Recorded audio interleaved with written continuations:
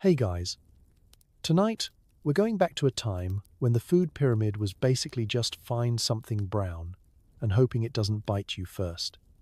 That's right, Victorian England, but not the glamorous, Dickensian, top hat and cobblestone England. We're talking about the peasants, the heroes of survival, the champions of cheap meals, the inventors of culinary depression. So before you dig into this buffet of misery, do me a favor. Like the video, subscribe if you actually enjoy these weird trips through history, and leave a comment with your current snack of choice.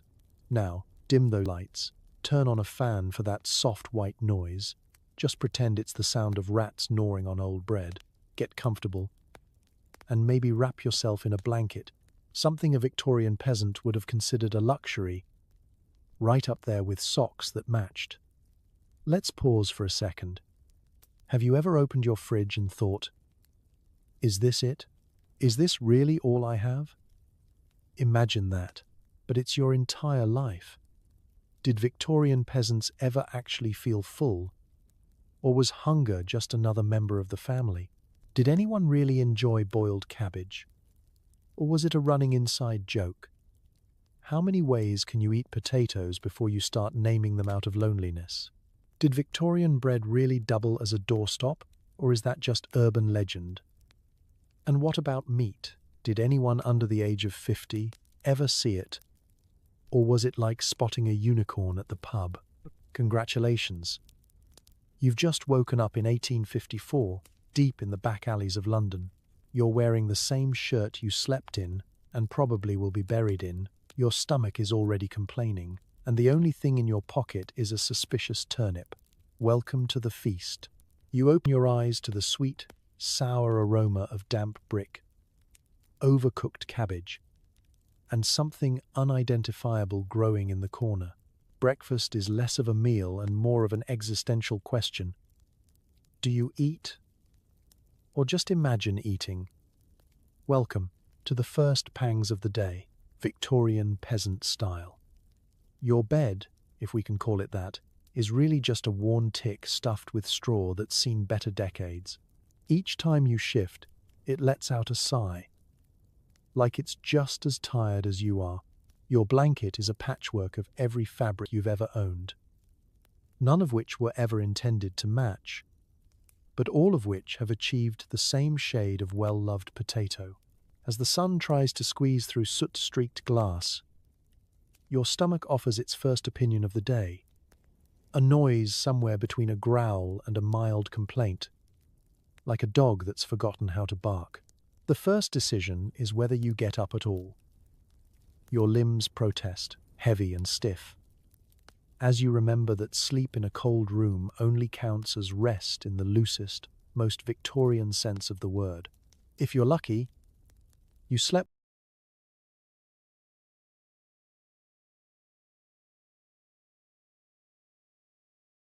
through without any rude interruptions from the local rats, who seem to believe they pay rent. If not, you probably woke once or twice to the sound of little feet, maybe even a face-to-face negotiation over last night's bread crust. You stretch and immediately regret it. The air is sharp and unkind. Your joints creak like the hinges on a haunted house, and you try not to breathe too deeply because someone is boiling cabbage 3 doors down, and the smell travels faster than gossip. Still, it's time to start the day. Breakfast, technically, is calling. You just wish it would leave a message. Making your way to the kitchen is less of a commute and more of a shuffle. Your kitchen is really just a shelf, a chipped bowl, and a battered kettle that could double as a murder weapon. If you're very lucky, there's a crust of bread left from yesterday, now hard enough to be legally classified as a building material. Sometimes you soften it with a splash of water. Sometimes you just gnaw and accept your fate. Luxury, for a Victorian peasant, is a mouthful that doesn't break a tooth. On other mornings, you might get a bowl of gruel, oats or barley, cooked until it achieves the exact texture of apathy. You stir it, hoping to discover a secret ingredient, but it's always just more gruel. If you close your eyes, You can almost pretend it's porridge, or pudding, or something that doesn't taste like hot cardboard. Some people sweeten it with a pinch of brown sugar if they're rolling in money. You, however, make do with imagination. While you eat, you listen to the chorus of the morning, the drip of water down the inside wall, the neighbor coughing up a lung, the distant shouts of a street hawker trying to sell yesterday's potatoes as fresh. Your own family sits close by, sharing the meal, such as it is, while discussing the dreams they had about better meals. Someone always claims they dreamed of meat, which gets a laugh. It's like dreaming of flying to the moon. Every bite is a reminder that, here, food is more about volume than flavor. Calories are currency. You eat to fill space, not for pleasure. You don't eat until you're full. You eat until your jaw is tired or the food runs out, whichever comes first. If there's tea, it's weak, lukewarm, and the leaves have already done their job 3 times this week. But you cradle the chipped cup and savor the illusion of warmth and luxury, the way some people savor espresso shots in trendy cafes. Your pinky does not stick out, but your spirits try. If you're feeling extra optimistic, you peer hopefully into the cupboard, which is just a box nailed to the wall. Sometimes there's a miracle, half an onion, a scrap of cheese, a turnip that hasn't fully declared war on your digestive tract. You debate whether to use it now or save it for later, knowing full well the later is when you'll be even hungrier. Before you know it, the meal is done. You brush the crumbs from your lap, sigh, and get ready to face the day. You're not full, but you're not empty. That's the closest thing to satisfaction you'll find before sunset. And so you step out into the London mist, stomach rumbling, ready to chase the next bite. Hunger, after all, is just another part of the morning routine, like brushing your teeth, except you don't do that either. And as you walk out the door, you tell yourself, tomorrow, maybe breakfast will be better. You know it won't, but hope, like hunger, is hard to kill. Forget soft, fluffy loaves. Your bread is basically a blunt weapon, hard enough to break a tooth, sturdy enough to patch a hole in the roof. The trick is to soak it in something. Anything. But is that tea, rainwater, or your neighbor's laundry runoff? Surprise! Victorian bread is not the centerpiece of a rustic Instagram picnic. There's no fresh from the oven aroma wafting through the alleys, and nobody's slicing warm, buttered hunks with a little pat on top. Unless by pat you mean a small rodent. This is bread with a life cycle. Day 1, semi-edible. Day 2, roof shingle. Day 3, family heirloom or low-level murder mystery prop. You don't so much eat it as you negotiate with it. Some people have wisdom teeth. You have survival teeth, honed by years of gnawing through baked concrete and hoping for the best. Breakfast begins with a survey of the bread bin, which is just a sack in the corner that also doubles as an emergency pillow. You reach in and come away with a chunk that could serve as a doorstop or, if the mood strikes, a missile to defend your cabbage from rats. You eye it suspiciously. Is that a crack? Or is the whole thing just one big crack with bread somewhere in the middle? You don't remember, and neither does anyone else. Here's the secret. Victorian bread is made to last, not because of expert preservation, but because nobody has the time, money, or flour to bake every single day. Fresh bread is for celebrations, weddings, funerals, and the extremely rare Tuesday when the stars align and the bakery's fire hasn't gone out. The rest of the time, you get what's left, which is usually what everyone else turned down. To make it edible, the classic trick is soaking. It's a morning ritual. You hold the crust over your bowl of weak tea, watching as it stubbornly repels liquid like an umbrella made of stone. Eventually, after sufficient time and whispered curses, the bread surrenders, turning the tea into a sort of beige stew. Other days, you get creative, dunking it into broth, leftover cabbage water, or, if you're living dangerously, whatever the last rainstorm left in your leaky pan. Sometimes, the bread is so far gone that even soaking doesn't help. You try biting down, and your jaw makes a noise you're sure isn't covered by Victorian dental plans. You glance around, sheepishly, making sure no one witnessed your defeat. Someone always does. Your little brother, for example, is already fashioning his bread chunk into a whistle. Your grandmother claims she lost her teeth to bread like this in 1823. And frankly, you believe her, if you're very lucky. And you never are. Someone remembers the trick of toasting the bread over the fire.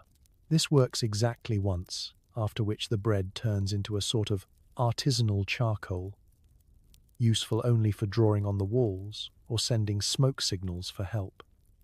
Still, the ritual persists. Every peasant has, at least once, knelt by the fire, holding a hopeful slice on a bent fork, only to produce a blackened relic that tastes like betrayal and scorched dreams. By midday, bread finds new life in the family stew. Into the pot it goes, thickening what's left of yesterday's cabbage and potato until it resembles glue. At least now it's soft enough to chew, and with your eyes closed, you can almost imagine its dumpling. If dumplings were invented by pranksters, some families even scrape the stale bits into crumbs, scattering them on top of everything as a sort of garnish.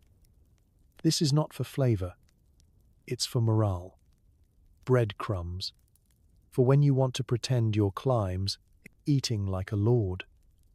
Nothing starts a Victorian day quite like a bowl of gruel, oats, water, and despair, simmered until flavor gives up entirely. You slurp it down and tell yourself it's hearty. It's not, but at least it's warm.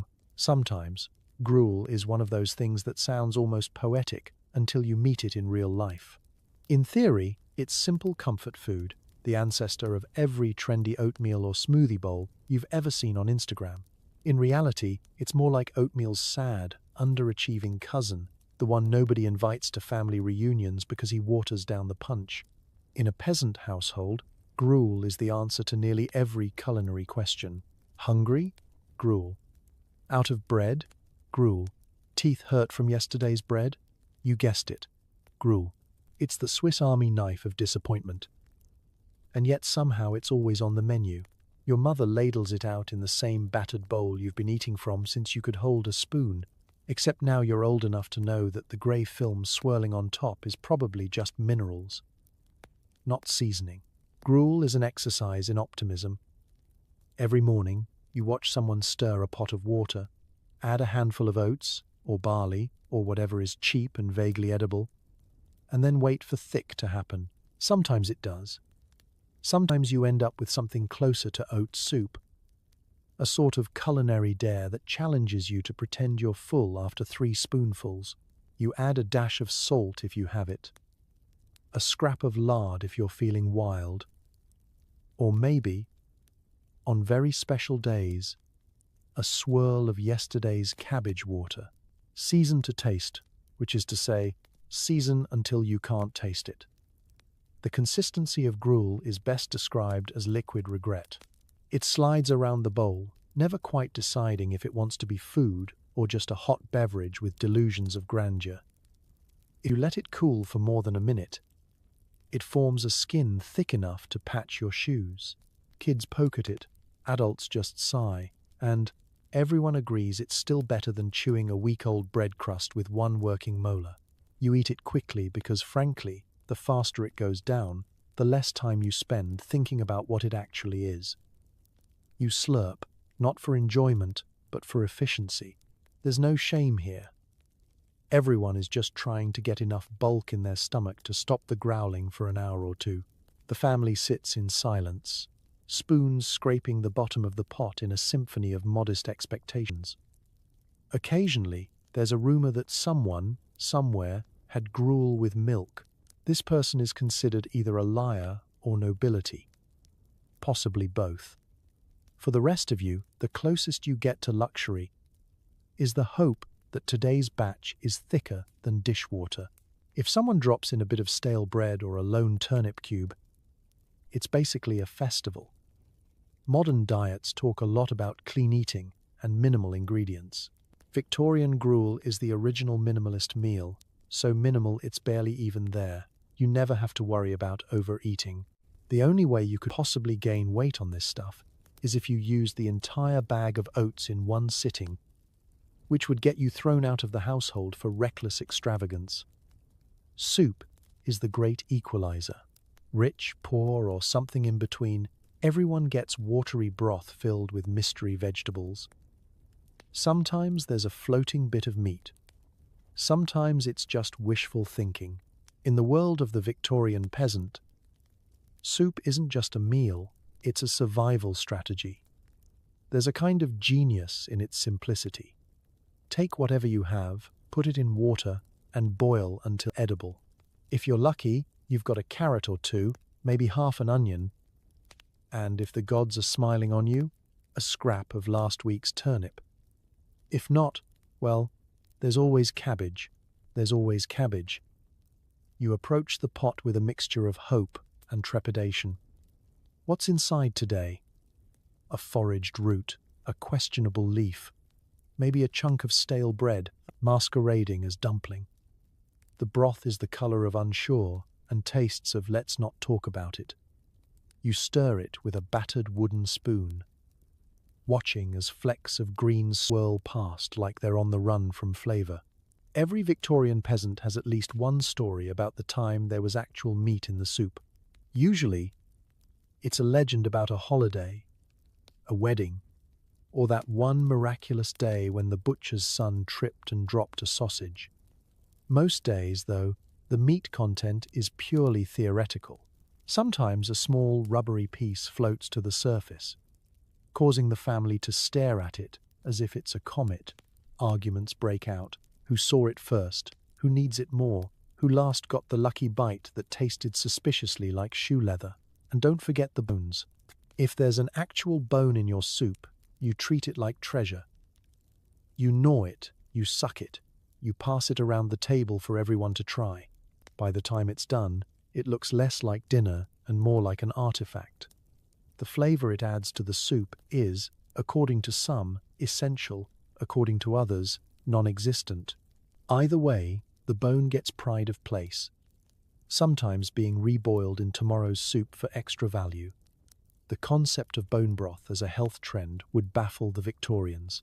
For them, it's not a luxury, it's all they have. But soup isn't just food, it's a schedule. Lunch, soup, dinner, soup. Special occasion, add a little extra water and call it a stew. Someone's sick? Soup. Someone's dead? Guess what? You bring soup. If it can be ladled, it's fit for all occasions, happy or sad. Even a bad soup day is better than a no soup day. Of course, not all soup is created equal. Sometimes, if fortune smiles, there are herbs or a pinch of salt to jazz things up. On rare, glorious occasions, a neighbor drops off a marrow bone or a sprig of parsley, and for a brief, shining moment, you understand the concept of umami. Other times, desperation wins out, and you end up boiling things that should never be boiled, nettles, old greens, or, if you're feeling risky, something you can't identify but hope isn't poisonous. Soup is culinary Russian roulette. The real art, though, is in making it last. The pot sits on the fire all day, and as family members wander in and out, everyone adds a little water. By dinner, it's more suggestion than substance, a homeopathic dose of nutrition. You call it stretching the meal, but you know it's really just defeating the laws of physics with hunger and stubbornness. Despite the disappointment, there's a strange comfort in soup. It brings everyone together. Bowls in hand, you swap stories and stare into the same shared pot, as if willing it to conjure a feast. Laughter is easier to come by when the alternative is critiquing the flavor. Sometimes, You pretend the floating parsley is actually beef, or you invent stories about the adventurous carrot that made it to the big city of Soup Town. Cabbage. Cheap, filling, and scientifically proven to turn any room into a Dutch oven, whether boiled, stewed, or mashed. It's the unsung villain of the Victorian diet, and the main reason windows always seem open. There's a moment in every Victorian peasant's life when you realize that, barring a miracle or the unexpected generosity of a confused butcher, cabbage is about to be your primary food group, not because you love it, nobody truly loves cabbage, but because it survives where hope and flavor refuse to grow. In the relentless drizzle of an English winter, when the fields yield nothing but mud and a potato shortage has sent the village into mourning, cabbage soldiers on, quietly plotting digestive revenge.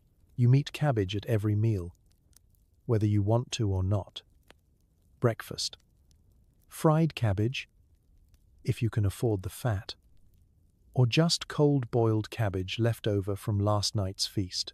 Lunch. Cabbage soup, cabbage hash. Or, if someone's feeling creative, cabbage sandwiched between two pieces of slightly older cabbage. Dinner is the same story, but colder and with even less enthusiasm. The cooking process is less culinary art and more chemical warfare. As soon as a pot of cabbage hits the stove, it declares war on every nose in a 3-block radius. The smell is legendary, a robust blend of old socks, wet compost, and something not found in nature. It seeps into your clothes, your bedding, and your soul. Victorian children grew up with the aroma as their first lullaby and their last warning before adulthood. The flavor? Calling it flavor is generous. Properly boiled, cabbage tastes like sadness in leaf form. Undercooked, it crunches and squeaks in your teeth, daring you to pretend it's lettuce. Overcooked, it collapses into green mush and surrenders all dignity. It soaks up every other taste in the pot: onion, carrot, yesterday's bone, but never truly becomes anything else. Cabbage is always cabbage. The culinary equivalent of that one friend who never quite gets the hint to leave. Yet, the Victorian peasant becomes an expert in disguising it. Some households master the fine art of spicing cabbage with vinegar, old bacon rinds, or even a rogue apple. Others just pile on salt, hoping to trick their taste buds into thinking this is anything but a punishment. Still, every new recipe is met with cautious optimism and a certain amount of dread. After all, cabbage surprise is still cabbage.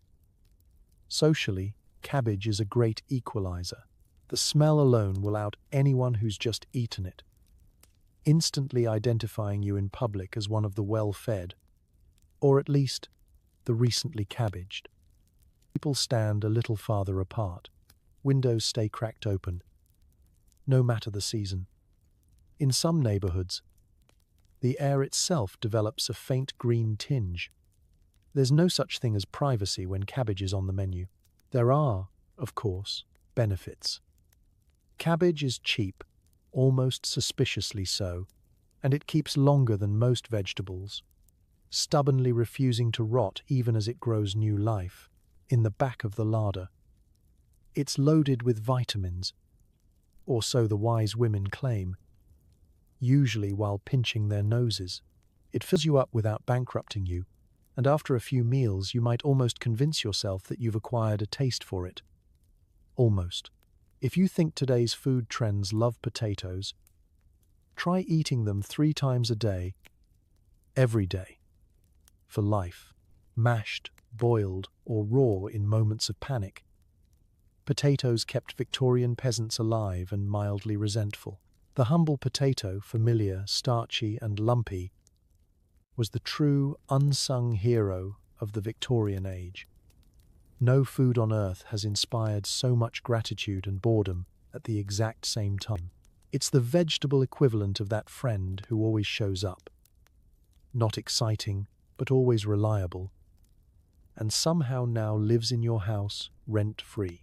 Mornings begin with the soft, damp aroma of potatoes boiling over a smoky fire, their peels bobbing like little edible life rafts. In theory, there's versatility here. You can mash them, if you have the energy. You can bake them, if you're royalty and own an oven. Or you can simply stare at them until they go soft enough to eat with a spoon. Most days, though, you just boil them and call it innovation. There's no butter, no cream, and definitely no chives. If you're feeling extravagant, maybe a sprinkle of salt. Or, if you're really living, the rare appearance of a pickled onion on the side. Some dream of frying, but deep frying requires fat, and fat requires money. So Victorian chips are just a cruel rumor. The mashed version? It's basically boiled potato with a stick. You smash it, scoop it, and hope the texture makes up for the taste. Potatoes are forgiving, which is good, because they're often the only thing on your plate that hasn't been gnawed by rats, claimed by mold, or boiled into a green, cabbage-scented oblivion. They keep in the root cellar for months, growing little eyes that stare back at you as if to say, "Yes, it's us again." Sometimes you catch yourself apologizing as you peel them for the 100th time this week. But no matter how you prepare them, potatoes always come with a side of peasant nostalgia. Every Victorian child knows the potato game. How many different ways can you eat them before you start hallucinating about something else? Some families swap recipes for fun. Try mashing them with a stick of turnip. What if we added yesterday's potato? Have you ever had cold potato soup? It's like hot potato soup, only sadder. Potatoes even make it into dessert. Don't ask how. With enough desperation, a bit of old honey, and a wild imagination, you too can convince your children that potato pudding is a treat and not just leftovers with a new name. Spoiler, they're not fooled, despite their near-constant presence. Potatoes do manage to save the day in subtle ways. Unlike cabbage, potatoes don't wage war on your nose. They're bland, sure, but in a world where every other vegetable is trying to kill your friendships through the power of aroma, bland is a blessing. Potatoes, bless them, keep you going. They fill your belly. They fortify your spirit. And when you're really desperate, they'll even substitute as a temporary hot water bottle for cold feet. Don't ask, just be grateful. Still, there's a dark side to this starchy devotion. Eat enough potatoes, and you develop what scientists call potato fatigue. It's when you start dreaming of anything else. You might fantasize about bread, or cheese, or even cabbage, until the cruel reality of dinner brings you back down to earth, face to face with another boiled spud. Porridge is technically food, but only if your definition is something that sits in your stomach and dares you to move. It's oats, barley, or whatever grain hasn't gone mouldy yet, cooked into a paste so thick you could mortar a wall. In the grand culinary tournament of Victorian peasant life, porridge is the heavyweight champion of both endurance and disappointment. There's a reason it's called stick to your ribs. It's because once it's down there, it isn't going anywhere soon. Some people claim it provides energy for hours. Others suspect it simply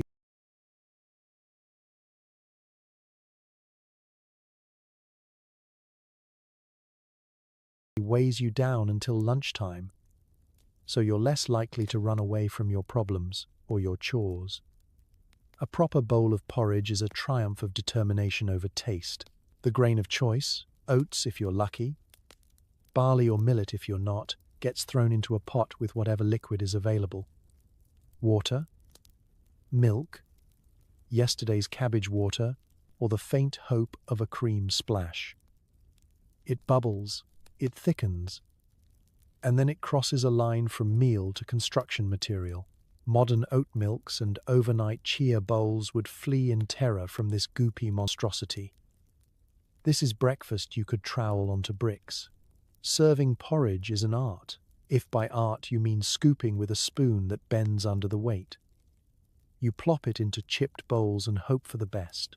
Sometimes it sits in the center, refusing to budge, looking slightly offended to be disturbed. Sometimes it spreads out with the slow menace of an ancient glacier, threatening to overtake the tableware before anyone can grab a bite. Seasoning? Optional. Sugar, honey, or fruit are mythical luxuries you've only heard about from the neighbor who claims to have once seen a banana. Most days, a pinch of salt is as exciting as it gets. Some families add a dab of lard or a trickle of weak beer for flavor. But let's be honest, porridge has never met a flavor it couldn't overpower with blandness. It's the beige paint of breakfast foods, coating everything in sameness and lowering expectations. As for the eating part, porridge challenges you. The first spoonful burns your tongue, the next cools into edible cement, and the rest is a test of willpower. You eat it because it's there, and also because it's the only thing between you and a morning of manual labor on an empty stomach. In the hierarchy of suffering, a heavy belly full of porridge beats a hollow one.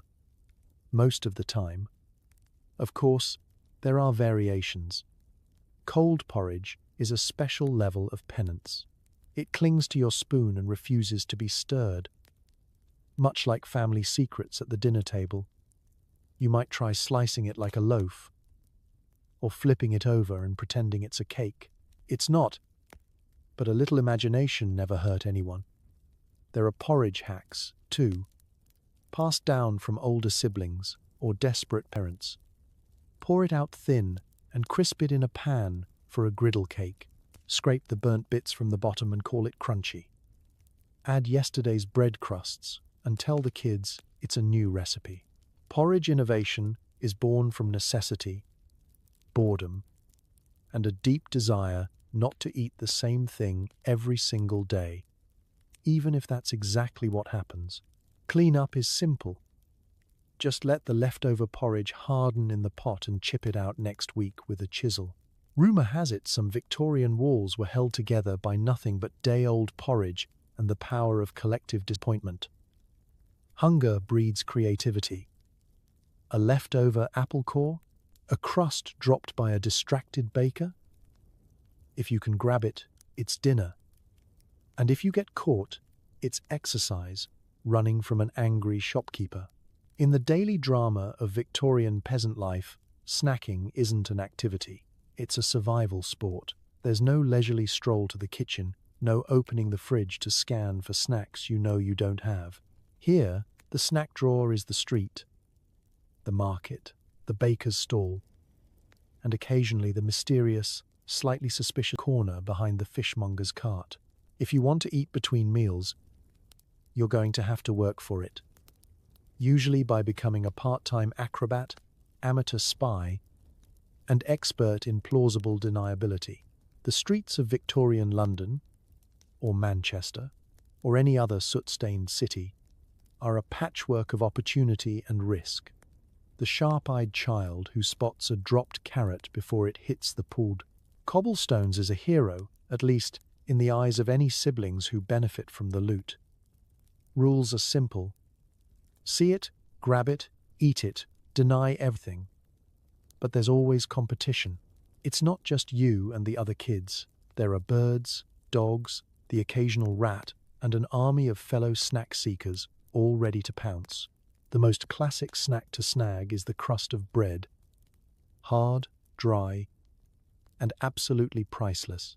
When the baker's back is turned, and he's busy shouting at a more obvious thief, you swoop in, swipe the crust, and vanish like a magician.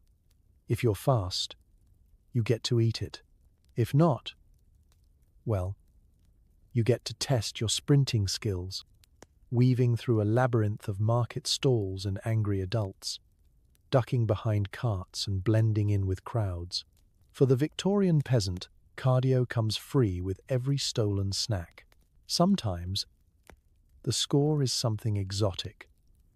An apple with a single bite left, a bruised pear, a handful of wilted greens tossed out by a grocer. A good day is finding a bit of cheese that's more cheese than mold, or a small fish that nobody noticed slipping out of a vendor's basket. On those rare occasions, you learn the fine art of eating quickly and quietly, savoring every bite, as if it's the last, because it might be.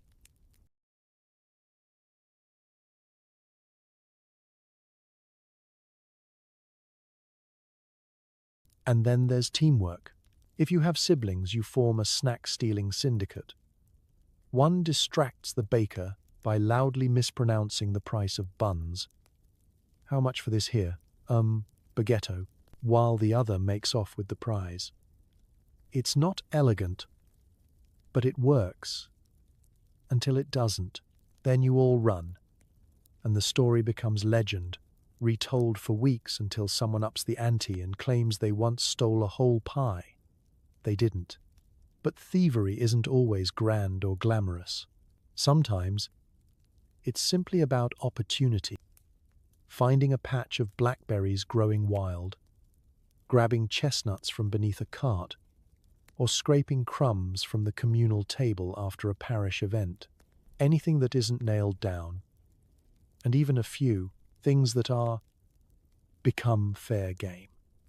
You learn the subtle art of looking innocent, which usually means perfecting the 1,000-yard stare and a whistle that says, "Who?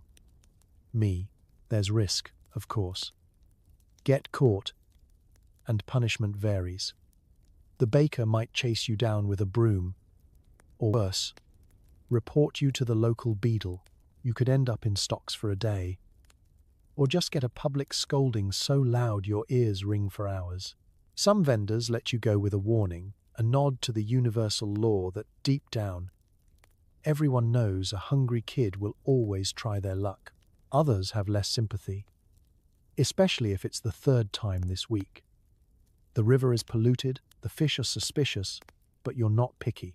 Fish heads and tails, boiled, fried, or just gnawed raw, are a Victorian delicacy, provided you like crunch and staring contests. In the grand hierarchy of Victorian meals, fish heads and tails are about as close to the bottom as you can get without actually eating the plate. To the well-off, the head and tail are scraps, tossed out, forgotten, or used as flavouring in a stew. But to the Victorian peasant, these overlooked bits are the main event, the culinary equivalent of finding a tenner in a coat you haven't worn since last winter. And if the river's offerings look a bit more three-eyed than you'd like, well, you close your eyes and chew with conviction. Getting your hands on a fish head or tail is its own adventure. Maybe you luck out at the market, catching the fishmonger in a generous mood.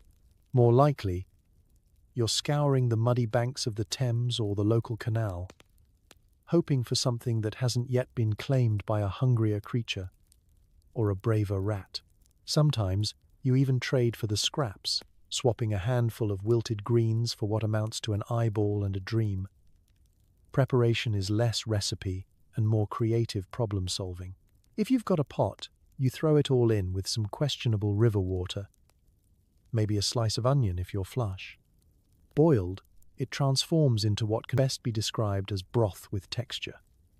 The cheeks and scraps of flesh are picked off with the patience of a surgeon and the optimism of someone who hasn't had a proper meal in weeks. Some people fry the tails, turning them into crunchy, vaguely fishy snacks.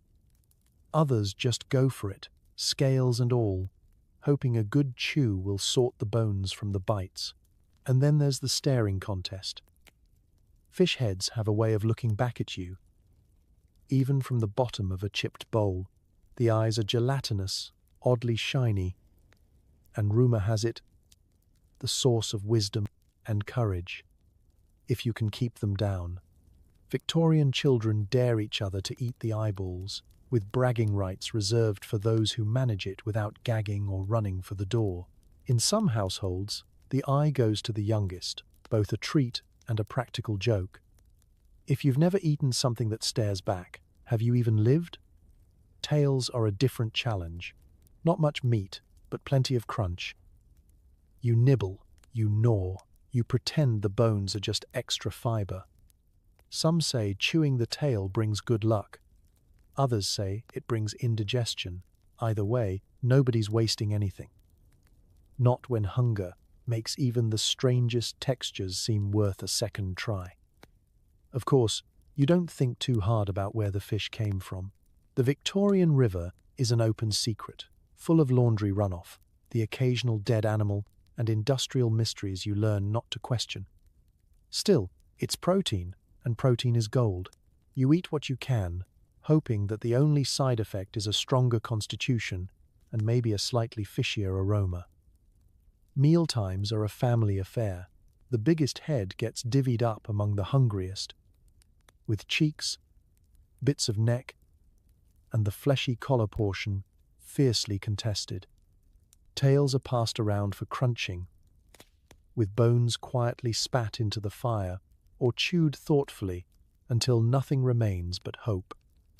The broth itself, thin and slightly gritty, is sipped with reverence, as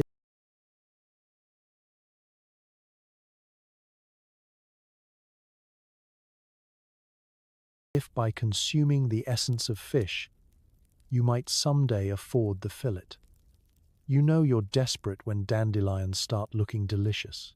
Foraging for wild greens is a gamble between nourishment and spending the afternoon in the nearest alley, regretting your choices. For the Victorian peasant, foraging isn't a charming weekend hobby. It's a full-contact sport. Forget wandering fields in a wide-brimmed hat, Instagramming wildflowers, and sampling artisanal nettle tea. This is more like a cross between scavenger hunt and Russian roulette, played in muddy boots with a growling stomach. The countryside, or the nearest patch of weedy ground, becomes your grocery store, your pharmacy, and, on bad days, your nemesis. Every spring, there's a glimmer of hope as tiny green things poke through the thawing dirt. The trouble is, you have to know which greens are food and which are next week's obituary. Luckily, the older folks are walking encyclopedias of questionable wisdom. Eat sorrel, not nightshade, they'll say. Dandelion leaves are fine, but don't touch the mushrooms unless you fancy a chat with the vicar about your final arrangements. Advice that's just vague enough to keep you hungry and humble. Dandelions are the starter kit of Victorian foraging. The whole plant is edible, or so the books claim. The young leaves are bitter but vaguely nutritious. The yellow flowers go into sad attempts at wine, and the roots can be roasted if you're desperate for coffee. Spoiler: it's not coffee. It's disappointment in a cup. But when you're hungry, bitter is just another word for filling. You tear off a handful, rinse them maybe, and crunch away, feeling both virtuous and slightly betrayed by nature. Nettles are next, and harvesting them requires both courage and strategy. If you're clever, you pinch them from the stem, carefully fold them into a basket, and cook them to take out the sting. If you're not, you spend the afternoon with hands that tingle like you stuck them in an anthill. Cooked, they taste like spinach's angry cousin. Raw, they taste like regret. There's a certain thrill to the hunt. Lamb's lettuce, wild garlic, chickweed, all treasures to the trained eye. You scour the hedgerows and the edges of fields, pockets stuffed with clumps of questionable green. The risk is real. One bad call and you're doubled over behind a hedgerow, contemplating your life choices and cursing whoever decided that edible was a sliding scale. Sometimes you get creative, tossing handfuls of wild greens into the pot at home. The resulting stew is vivid, sometimes sharp and grassy, sometimes slimy and suspiciously chewy. Family members peer into their bowls and whisper, "What's this one called?" You shrug. It's green, and it hasn't killed us yet. The bar for culinary success is low, and for good reason. Berries, when you can find them, are cause for celebration. Blackberries stain your fingers and teeth with honest-to-goodness sweetness. And for a brief moment, You remember what dessert used to taste like. Wild strawberries are rare, tiny, and mostly fought over by the under-10s, while elderberries go into cordials, syrups, or occasionally accidental drunkenness. No one complains. Sometimes that's the only thing making you forget the taste of boiled nettle. Foraging isn't just about hunger, though. There's the competitive element. Who can find the biggest haul of watercress from the stream and only swallow half the mud? Who spots the first wild apple? Who comes home with something so mysterious that even Grandma squints and says, "Well, we'll find out at dinner, won't we?" Every meal is a little bit of a gamble, with survival as the ultimate prize. Meat is for the rich. For you, it's offal, liver, kidney, maybe a bit of tripe if the butcher's in a good mood. Everything is edible if you close your eyes and chew quickly. There's a reason Victorian peasants become experts in anatomy, and it's not because anyone's getting a medical degree. When payday rolls around and you bravely step into the butcher's shop, your eyes might scan the display of plump roasts and glistening hams, but your wallet quickly reminds you to look a shelf lower. Down there, hidden behind the fly swatter, is your dinner, piled in a slightly off-colored heap and sporting names that sound more like threats than ingredients. Offal. It's a lovely word for stuff the rich people don't want. Liver, kidney, heart, tripe, tongue, feet, tails. Every part of the animal that isn't immediately identifiable as dinner gets bundled up, priced low, and sold to anyone with courage and minimal gag reflex. In theory, it's nose-to-tail eating. In reality, it's survival in a bonnet. There's a sort of ceremony to the whole affair. You approach the butcher and ask, as politely as you can, for the bits. Maybe you're lucky and there's a fresh delivery, shiny and well, still vaguely warm. More likely, you get what's left after the local cat's been shooed away. The butcher, seeing your hopeful eyes, might toss in a lung for the stew, which you accept with gratitude and a secret promise never to tell your children what they're actually eating. Cooking offal is a lesson in both patience and denial. Liver gets fried with a mountain of onions, not for taste but for camouflage. Kidneys must be soaked, rinsed and boiled within an inch of their life. And even then, the house will smell like an alchemist's accident for hours. Tripe. Oh, tripe. Requires boiling, then more boiling, then a quick prayer, and then more boiling for good measure. If you're lucky and the butcher's in a generous mood, you might even get a tongue. It's not as bad as it sounds, unless you think about it. Every peasant family has their favorite offal trick. There's the mystery pie, where everything edible goes under a thick crust and emerges as dinner.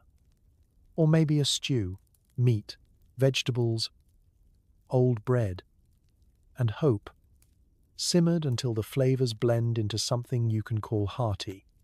Seasonings are welcome, but rare. Salt helps, pepper is a luxury. And if you can steal a sprig of parsley, you're living the dream. You eat nose to tail for a reason. You simply can't afford not to. It's a strange comfort, knowing you've honored the animal by not wasting a single bite. The Victorians would later claim this was traditional or rustic. You know better. It's just what happens when the only thing between you and hunger is a sheep's pancreas. There's always a family member who pretends to love offal. Grandpa insists nothing's better than fried liver. Your aunt claims tripe cured her cough. The rest of you nod politely and reach for more bread to mask the flavor. Children, for their part, are expert negotiators, learning quickly to swap their share of kidney for an extra spoonful of cabbage. The Thames is home to things best left unseen, but eels are plentiful, slimy, and cheap. Mash them in a pie, add enough pepper, and you can almost convince yourself it's chicken. Almost. For the Victorian peasant, eels are the river's greatest. Perhaps only gift. Forget salmon or trout. Those were the stuff of fairy tales and fishermen's lies. Eels are reliable, persistent, and conveniently indifferent to the colour and aroma of the Thames. They survive where everything else either floats away or grows legs and walks to a better postcode, which means when dinner time rolls around, there's a good chance your meal is wriggling in a bucket by the door. Catching eels is an exercise in optimism. Early mornings see half the neighbourhood lined up along the riverbank with baskets, makeshift traps, and the kind of determined look usually reserved for fox hunts and bread riots. Children dangle string and bent pins. Adults lay cunning baskets, or just reach in bare-handed, emerging with an expression that says, "I might regret this," but hunger always wins. Once caught, eels go from slippery to sinister. Cleaning them is an exercise best done with your eyes half closed, a strong stomach, and a knife you don't mind never seeing again. They're chopped, skinned, and boiled until their flesh loses that characteristic wibble and the kitchen air turns thick and steamy with just a whisper of low tide. Now, the pie. Don't be fooled by the word. There is nothing sweet or comforting about eel pie, except that it's hot and filling. The eel is mixed with onions, whatever greens are about, and, if you're lucky, a hearty ladle of pepper to mask the memory of the Thames. The pastry, if it exists at all, is mostly flour and water, just sturdy enough to keep the eel contained and the spirits hopeful. Eel pie occupies a strange space in Victorian cuisine. It's both a delicacy and a last resort. City dwellers with more shillings than cents might order it in a tavern for a taste of the authentic poor, while those living the authentic poor just call it Tuesday. Some claim to love it. Most simply love not being hungry, and so the pie is served. Slices of mysterious, slightly chewy meat, tangled with onions and herbs, buried beneath a lid tough enough to survive a small house fire. Then there's jellied eels, a creation so bizarre you wonder if it was invented on a dare. The leftover bits are boiled and cooled until they congeal into a shimmering, quivering dome. You eat it cold, sometimes with a splash of vinegar and a prayer that the texture doesn't haunt your dreams. The Victorians will eat anything at least once, but jellied eels are proof that culinary desperation breeds innovation and, sometimes, collective trauma. Other dubious delights round out the menu. Periwinkles fished from the mudflats, boiled and poked out with a pin. Cockles, winkles, and whatever shellfish manage to avoid the river's daily offerings of boots and bricks. Occasionally, you find a crab, small enough to be adorable and just big enough to be disappointing. But if it's edible, it's fair game. Still, there's a certain pride in eating what the river gives. It's food that tastes of effort, perseverance, and the kind of gritty hope that only comes from staring down a bucket of live eels and thinking, "Tonight, I eat." Conversation at dinner is always lively, especially as everyone tries to guess what's in the pie and whether the recipe could be improved by swapping the Thames for the Mediterranean. And when the last bite is gone, you feel a little warmer, a little braver, and maybe a touch more slippery yourself. The eel pie sits heavy in your stomach, and you tell yourself you've eaten like royalty, if royalty lived under a bridge. But in the world of the Victorian peasant, you take what you can get, and sometimes you even ask for seconds. Tomorrow's dinner? Maybe fish heads, maybe wild greens, maybe another eel pie. Who knows? In the meantime, you give thanks for pepper, pastry, and the persistent, mysterious creatures that call the Thames home. Even if you can't quite convince yourself it tastes like chicken, you may not have sugar, milk, or even much tea, but you have boiling water and a dream. Sip slowly and pretend you're in a Dickens novel, not a damp cellar with questionable company.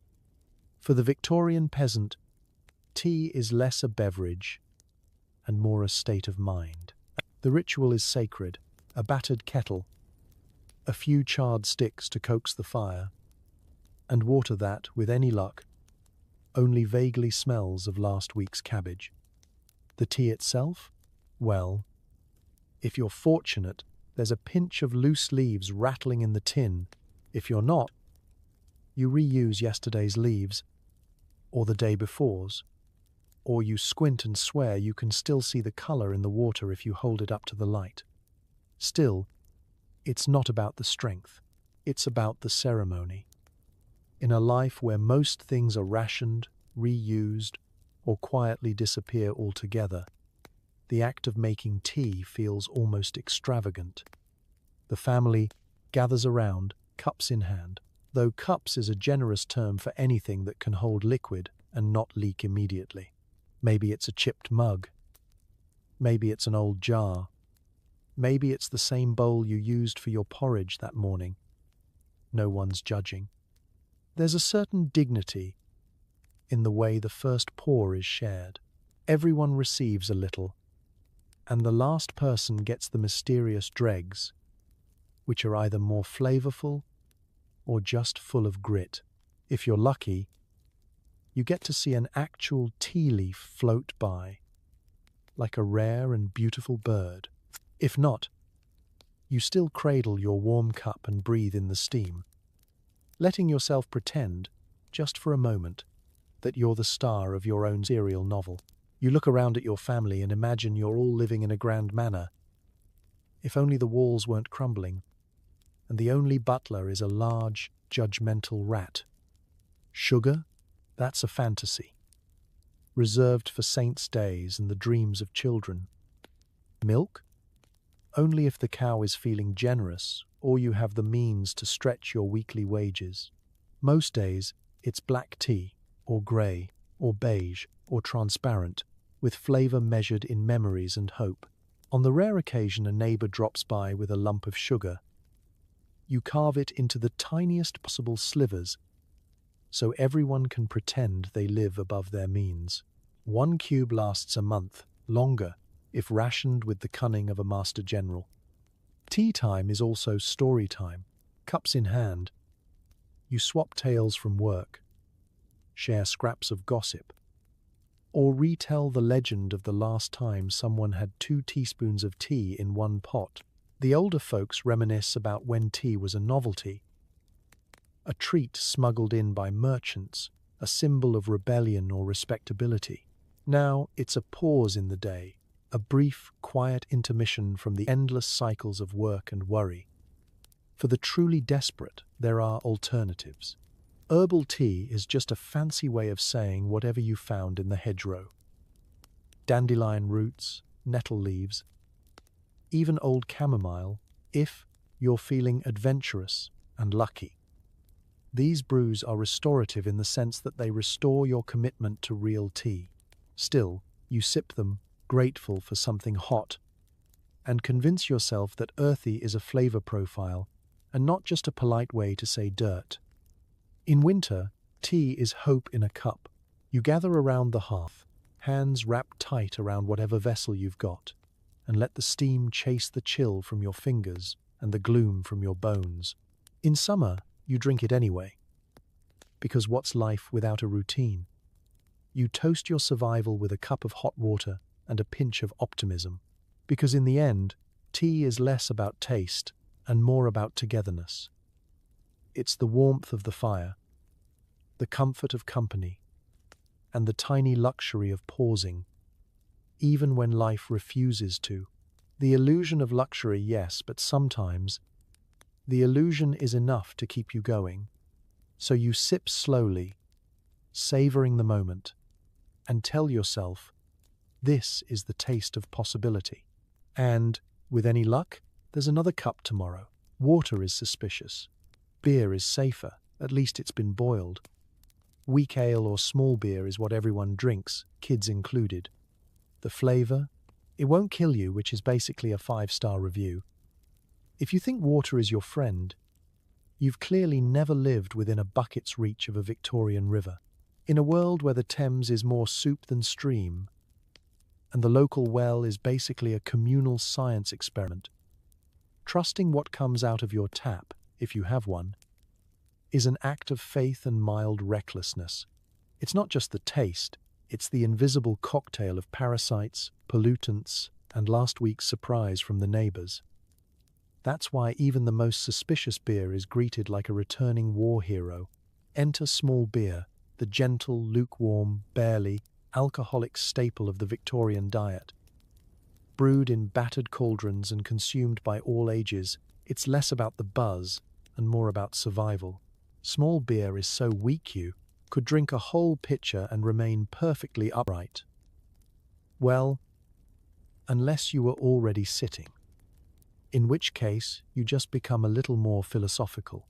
Its main selling point is that it's been boiled, making it more trustworthy than any puddle or pump. Mornings in a Victorian peasant household often begin with a cup of small beer. Never mind that the sun isn't up and you're about to shovel manure for a living. The children drink it. Cheers to you. Childhood development. The adults drink it. Even grandma has a mug, mostly because she can't remember the taste of clean water. If there's a guest, you offer them small beer and watch their expression shift from confusion to reluctant gratitude, followed by a brief moment of existential reflection. The taste is well, it's wet, and it's not water, which is good enough.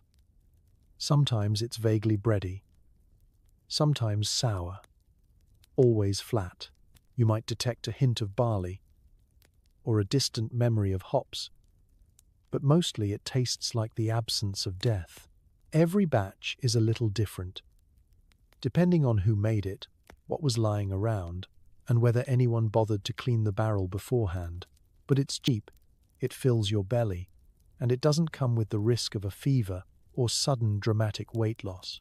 On days when the harvest is good or someone comes into a bit of extra coin, real ale makes an appearance, a darker, slightly stronger cousin to small beer. Now we're talking. Ale is the beverage of choice for the hard worker and the occasional party. The men gather at the local inn for a pint or two, swapping stories and forgetting about the endless grind, while the women sip theirs quietly at home, savoring the moment when the only thing fermenting is their patience. There are other refreshments too. Apple cider, if the orchard's been kind, or mead, if you know someone with a beehive and low standards. Herbal infusions are common, though calling them refreshing is a stretch. Dandelion wine? Only if you're brave or already out of options. Sometimes someone brews a batch of something mysterious, and the village waits to see if it becomes the next local favorite or a new cautionary tale. But for most, small beer is the everyday companion. It's poured into any available vessel, a wooden cup, a chipped mug, even the hollowed-out crust of yesterday's bread in desperate times.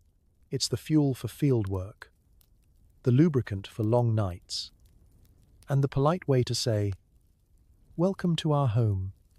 Sorry about the smell." There's a comfort to the ritual, even if the flavor never quite improves.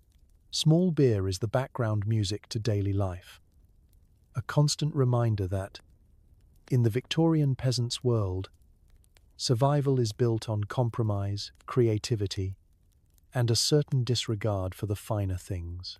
The street hawker's pies are cheap, greasy, and probably 50% sawdust. But when hunger strikes, you're not asking questions. Just don't look too closely at the filling. Victorian street food is a miracle of optimism and lowered expectations. The air of any city market is thick with the scent of frying fat, roasting chestnuts, questionable fish, and 1,000 competing hopes that at least some of what you're smelling is actually edible. You walk through crowded alleys, pockets empty, eyes scanning for anything that won't immediately send you to the local apothecary or the priest. Pie is the star attraction. Not the kind with flaky golden crusts and bubbling fruit, but squat little domes of mystery meat.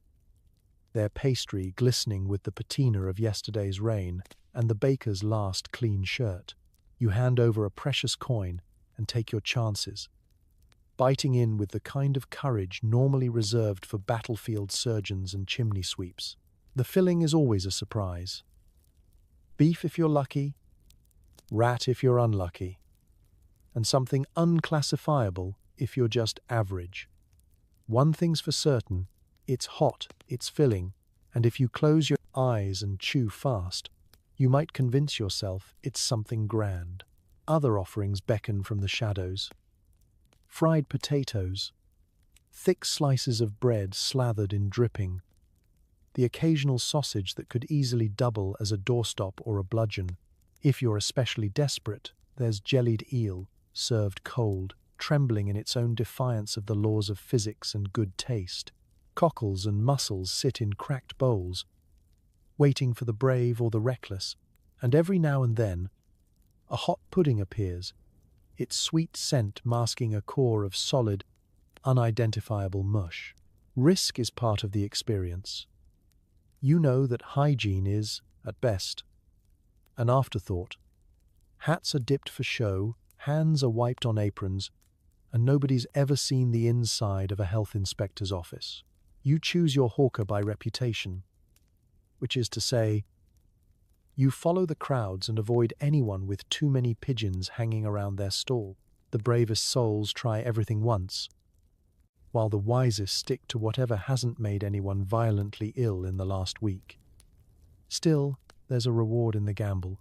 Sometimes, by pure luck or fate's good mood, you find a pie that's actually tasty, or a fried potato so perfectly crisp it makes you forget the rest of your problems. At least for a moment. It's a fleeting, greasy joy, eaten standing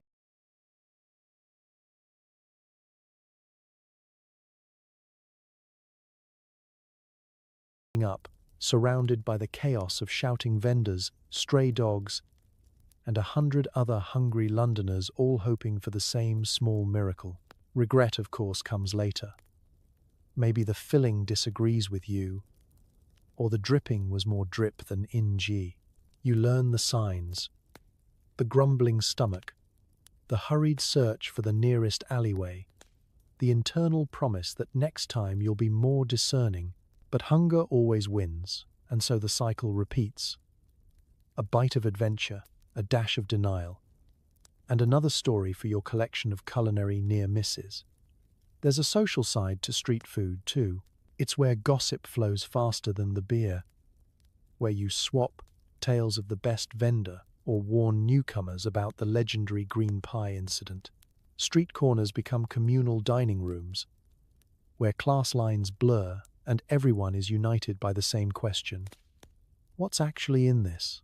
Despite the risks, there's an undeniable allure to the bustle and bustle of the food market. It's food you can afford, served hot and fast, in the open air with just enough bravado to make you feel like a high roller. There's freedom eating with your hands, standing on cobblestones, laughing at the absurdity of calling this lunch. Sometimes you even find a new favorite snack, a roasted chestnut, a sweet bun, a rare sausage worth a second try. Sometimes salvation comes in a chipped bowl from the local parish. You queue with the masses for a ladle of soup so thin you can see your future at the bottom. If you want to understand the rhythm of Victorian poverty, look no further than the charity soup kitchen line. It's a daily pilgrimage for many. A slow shuffle through damp courtyards, shivering children clinging to your hem,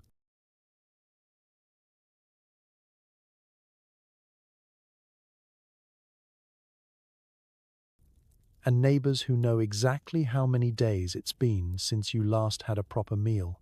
You try not to notice the rain soaking through your boots, or the fact that the family in front of you is practicing the age-old art of counting the coins in their pockets and quietly pretending there might be enough for a second helping.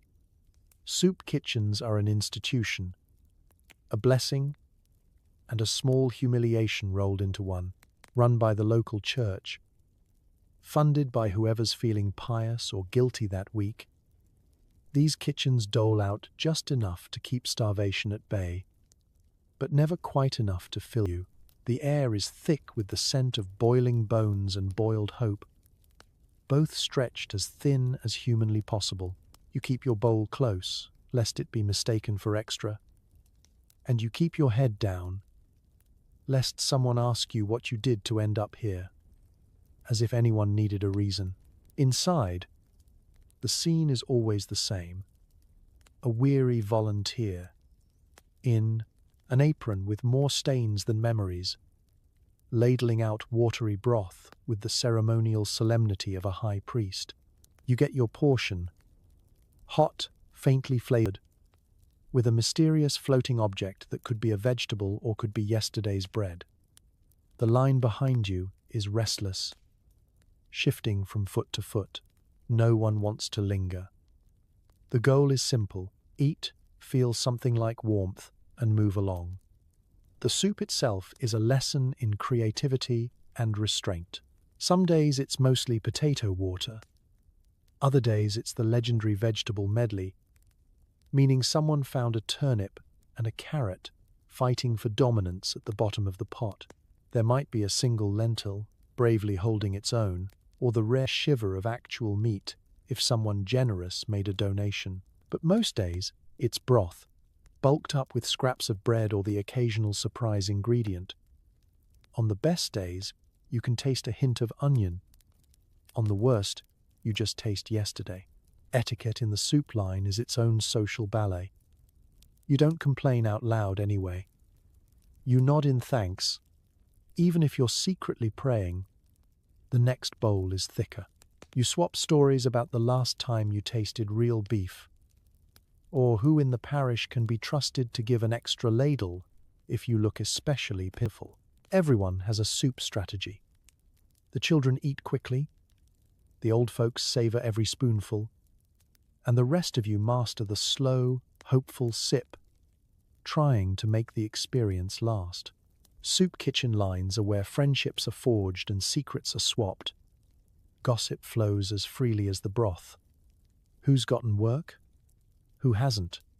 Who's ill? Who's moved? Who's expecting? Sometimes there's laughter, grim, yes, but still laughter. Because if you can't laugh at your own hunger, someone else will. And when your bowl is empty and your belly slightly less hollow, you return your chipped vessel, wipe your mouth, and step back into the world. You tell yourself you'll be back only if things get worse, though you know you'll probably be back tomorrow. It's not much, but it's hope, a thin, warm, borrowed hope. And sometimes that's enough to keep you going. No food goes to waste. Yesterday's stew becomes today's hash. The heel of bread becomes a spoon. Scraps are life. And if you're clever, so are your neighbor's scraps.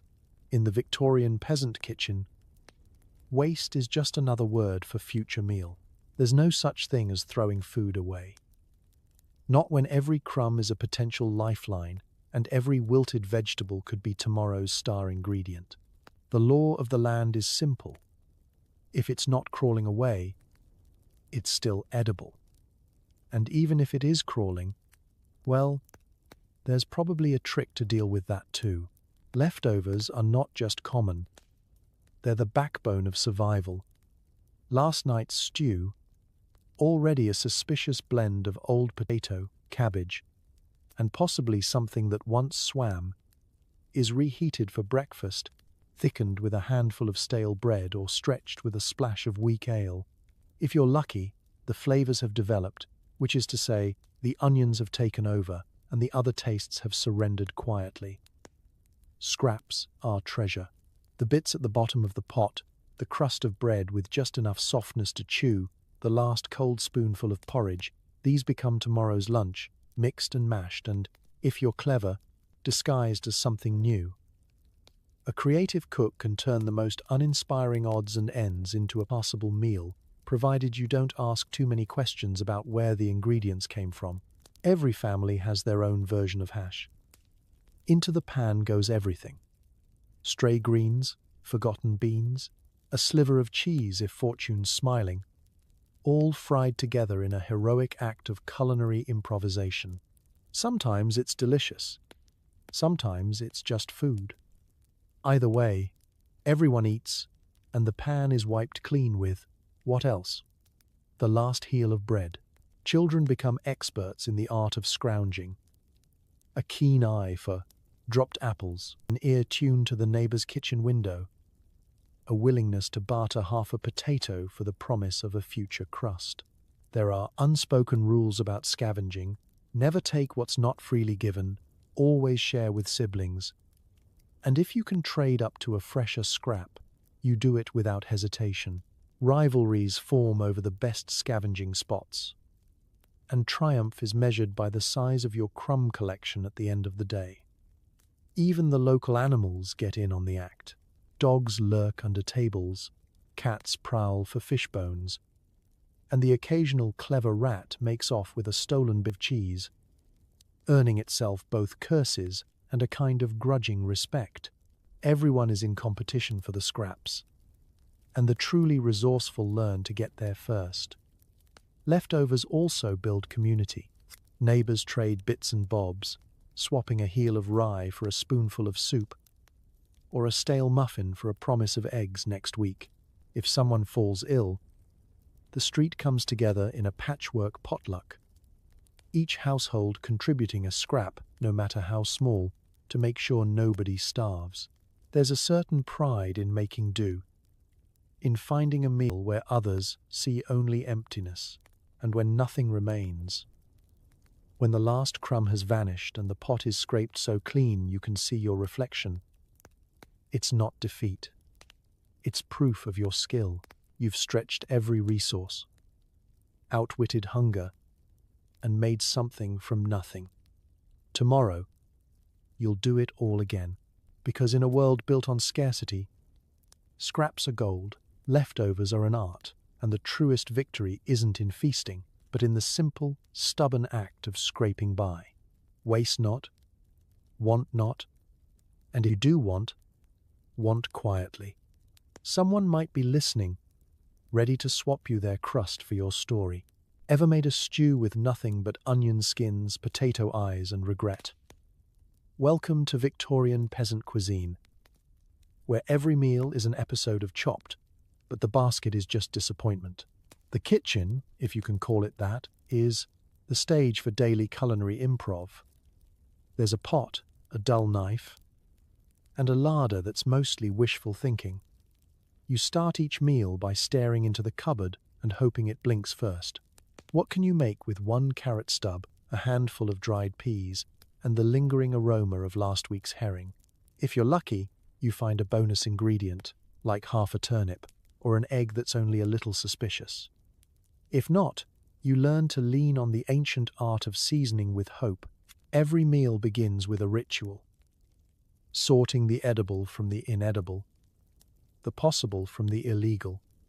Potato eyes are carefully trimmed, one for the stew, one for planting, one for good luck. Onion skins are boiled for color, also known as flavor, if you close your eyes. Vegetable peelings are not trash, but garnish. And if there's any lard left, you measure it with the caution of a bank clerk counting gold coins. Stew, soup, or hash, the boundaries blur when you're cooking under pressure. You toss everything in a pot and let it bubble until the flavors meld or surrender, whichever comes first. Sometimes the concoction turns out hearty and surprising. Sometimes it tastes like someone boiled a hat, but you eat it anyway, because hunger doesn't have a palate. And the alternative is pretending you're on a fast for religious reasons. Desperation leads to invention. Bread too hard to bite? Grate it into crumbs and call it pudding. Old cabbage wilting in the corner? Slice it thin and fry it up, then call it slaw and act like it was planned. Cheese gone blue? Scrape off the worst bits and melt the rest into whatever's on the stove. If it smells edible and doesn't run away, it's fair game. Even seasoning is a creative endeavor. Salt is precious and used like fairy dust. just a sprinkle for luck.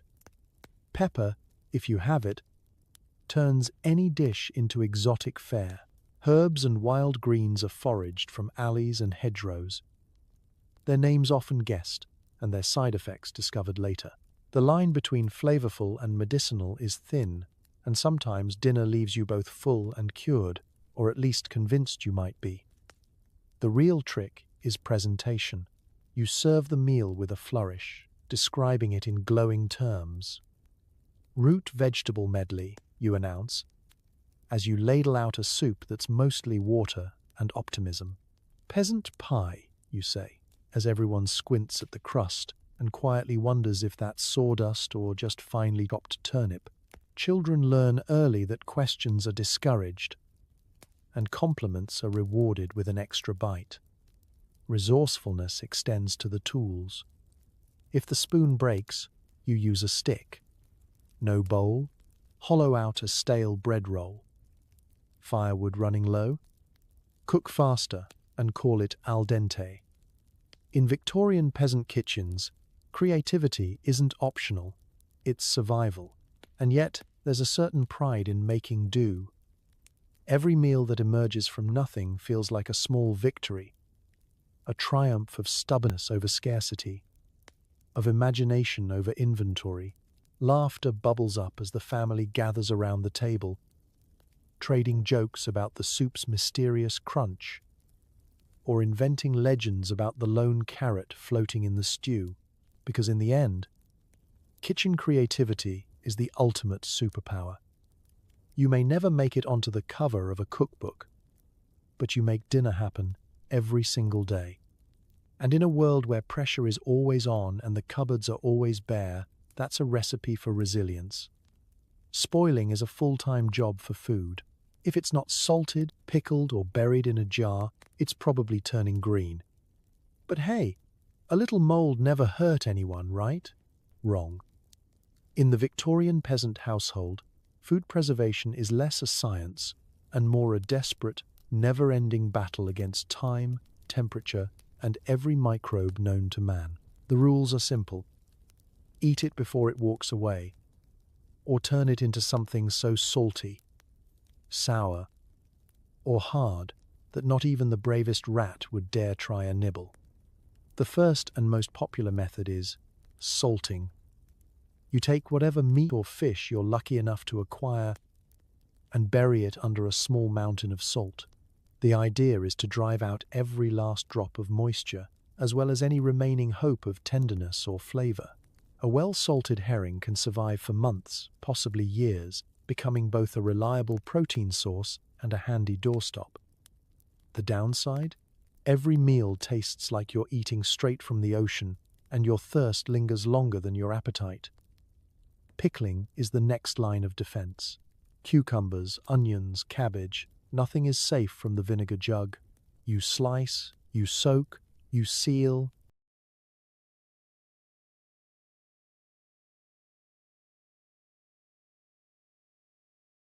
and then you wait, watching for that magical moment when your vegetables go from about to rot to suspiciously crunchy. Pickled anything is tangy, sharp, and almost always a surprise on the tongue. Even the children acquire a taste for it, mostly because there's no alternative. The only real question is whether the jar you buried under the stairs last year will taste like dinner or science experiment. Fermentation is where things get truly exciting. You put your faith in wild yeasts, unseen forces, and the stories passed down by generations of people who had nothing else to do but watch cabbage bubble. Sauerkraut is the classic. Shred your cabbage, pack it in a crock, add salt, and wait for it to do something mysterious. Some days it works, and you get a tangy, crunchy treat that wakes up your taste buds. Other days, it smells like something that crawled out of the Thames, and you start to question your life choices. Of course, there's drying. Hanging herbs from the rafters, stringing mushrooms in the window, or laying apple slices by the hearth. Dried food isn't exactly delicious, but it is reliable. Rehydrating is a matter of patience and lowered expectations. A strip of dried beef in the winter is worth its weight in gold. Just don't break a tooth. And then there's storing in fat, potted meats, confit, or the legendary dripping jar. Fat seals out the pot, air, keeping meat fresher longer, provided nobody in the family decides to sneak a midnight snack. Nothing brings a household together like the thrill of finding a hidden spoonful of goose fat in January. Despite your best efforts, failure is always lurking. Lids don't seal. Mice and insects launch nighttime raids. A jar might pop its top in the night, releasing the scent of defeat into your tiny home. And then, of course, there's mold. Blue, green, or black, it grows with terrifying enthusiasm. Some you scrape off, some you bravely cut around, and some you just stare at, contemplating whether hunger or horror will win tonight. When preservation succeeds, it feels like magic. There's a little joy in tasting pickled onions in January, or slicing dried apples for a winter tart. When it fails, well, you hope you remember the lesson for next time, and you always keep the privy nearby, just in case. Because in the world of Victorian peasants, every meal is a gamble. Fermentation, preservation, and a healthy respect for failure are all that stand between you and hunger. And if you get it right, you just might survive until spring, sour-faced, salt-tongued, and secretly a little bit proud. Once a week, if you're lucky, something special hits the table: an egg, a bit of cheese, maybe even a sliver of real meat. Sunday is when hope gets reheated. All week, you eat to survive. But on Sundays, you eat to remember what joy tastes like. The anticipation starts early, before dawn, while the frost still clings to the windows, and the smell of damp earth mingles with whatever you're burning in the hearth. The whole family shuffles about, whispering excitedly about what might appear on the table. Nobody says it out loud, of course. Bad luck, tempting fate, or just not wanting to jinx the rare moment when dinner is actually something to look forward to. Sunday is not just a day of rest. It's the day when rationing relaxes, if only slightly. Out comes the good crockery, less chipped, the best bread, only a little stale, and every pair of clean hands, ready to assemble a meal worthy of a festival. Maybe there's an egg for each person, rare as hen's teeth and carefully boiled to perfection. Or there's a nub of cheese, sharp and crumbly, divided so precisely you'd think you were training for a career in jewelry. And then, oh, the wonder, a piece of meat. Not much, mind you. Sometimes just a scrap of bacon or a bit of mutton saved from the week's stew. Still, the very presence of animal fat on a Sunday plate makes you feel like royalty, or at least like you've outwitted the universe for a single meal. Preparation for a Sunday feast is its own ritual. Everything is scrubbed, chopped, stirred, and cooked with a sense of occasion. If you've managed to save a carrot or two, they get a place of honor next to the centerpiece: a roast potato, glistening with borrowed lard, or a drizzle of precious drippings. Children are sent to beg, borrow, or barter with the neighbors for anything extra: a sprig of parsley, a scrap of onion, the memory of a spice. You make do with what you have, and then you make it special. The meal itself is eaten slowly, savored, and described in loving detail. Everyone lingers over their portion, making it last. Trading stories of legendary feasts past or future, you joke about seconds, knowing full well there are never any. And the laughter makes the meal feel just a bit more filling. The food is good, or at least it's different. And in a world of endless repetition, different is almost as exciting as delicious. There's ceremony to the cleanup, too. The last crumbs are swept, the best bones saved for broth, and every plate is scraped clean. For a brief moment, nobody feels quite as hungry. Bellies are full, or as close as they get. Hearts are lighter, and hope is restored for another week. Even the air feels different, thicker with the scent of roasting, the quiet clatter of cutlery, and the gentle hum of family feeling almost content. The magic of the Sunday feast isn't just in the food. It's in the anticipation, the sharing, and the reminder that even in the tightest times, there's always something to look forward to. The memory of that meal lingers long after the plates are cleared and the work week begins again. It's fuel for the days ahead. A gentle promise that the cycle will turn. And, with luck, next Sunday will come soon. So you lay down to sleep, still tasting salt on your lips and hope in your heart. In the world of the Victorian peasant, a Sunday feast is more than a meal. It's a reason to keep dreaming. Sugar is rare, honey is expensive, but you can still dream. Maybe a plum, maybe a stale biscuit from Christmas. Dessert is mostly a state of mind.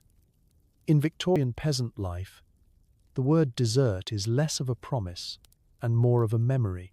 For most, the idea of ending a meal with something sweet is as fantastical as being knighted by the Queen or finding a potato that doesn't have its own social circle of eyes.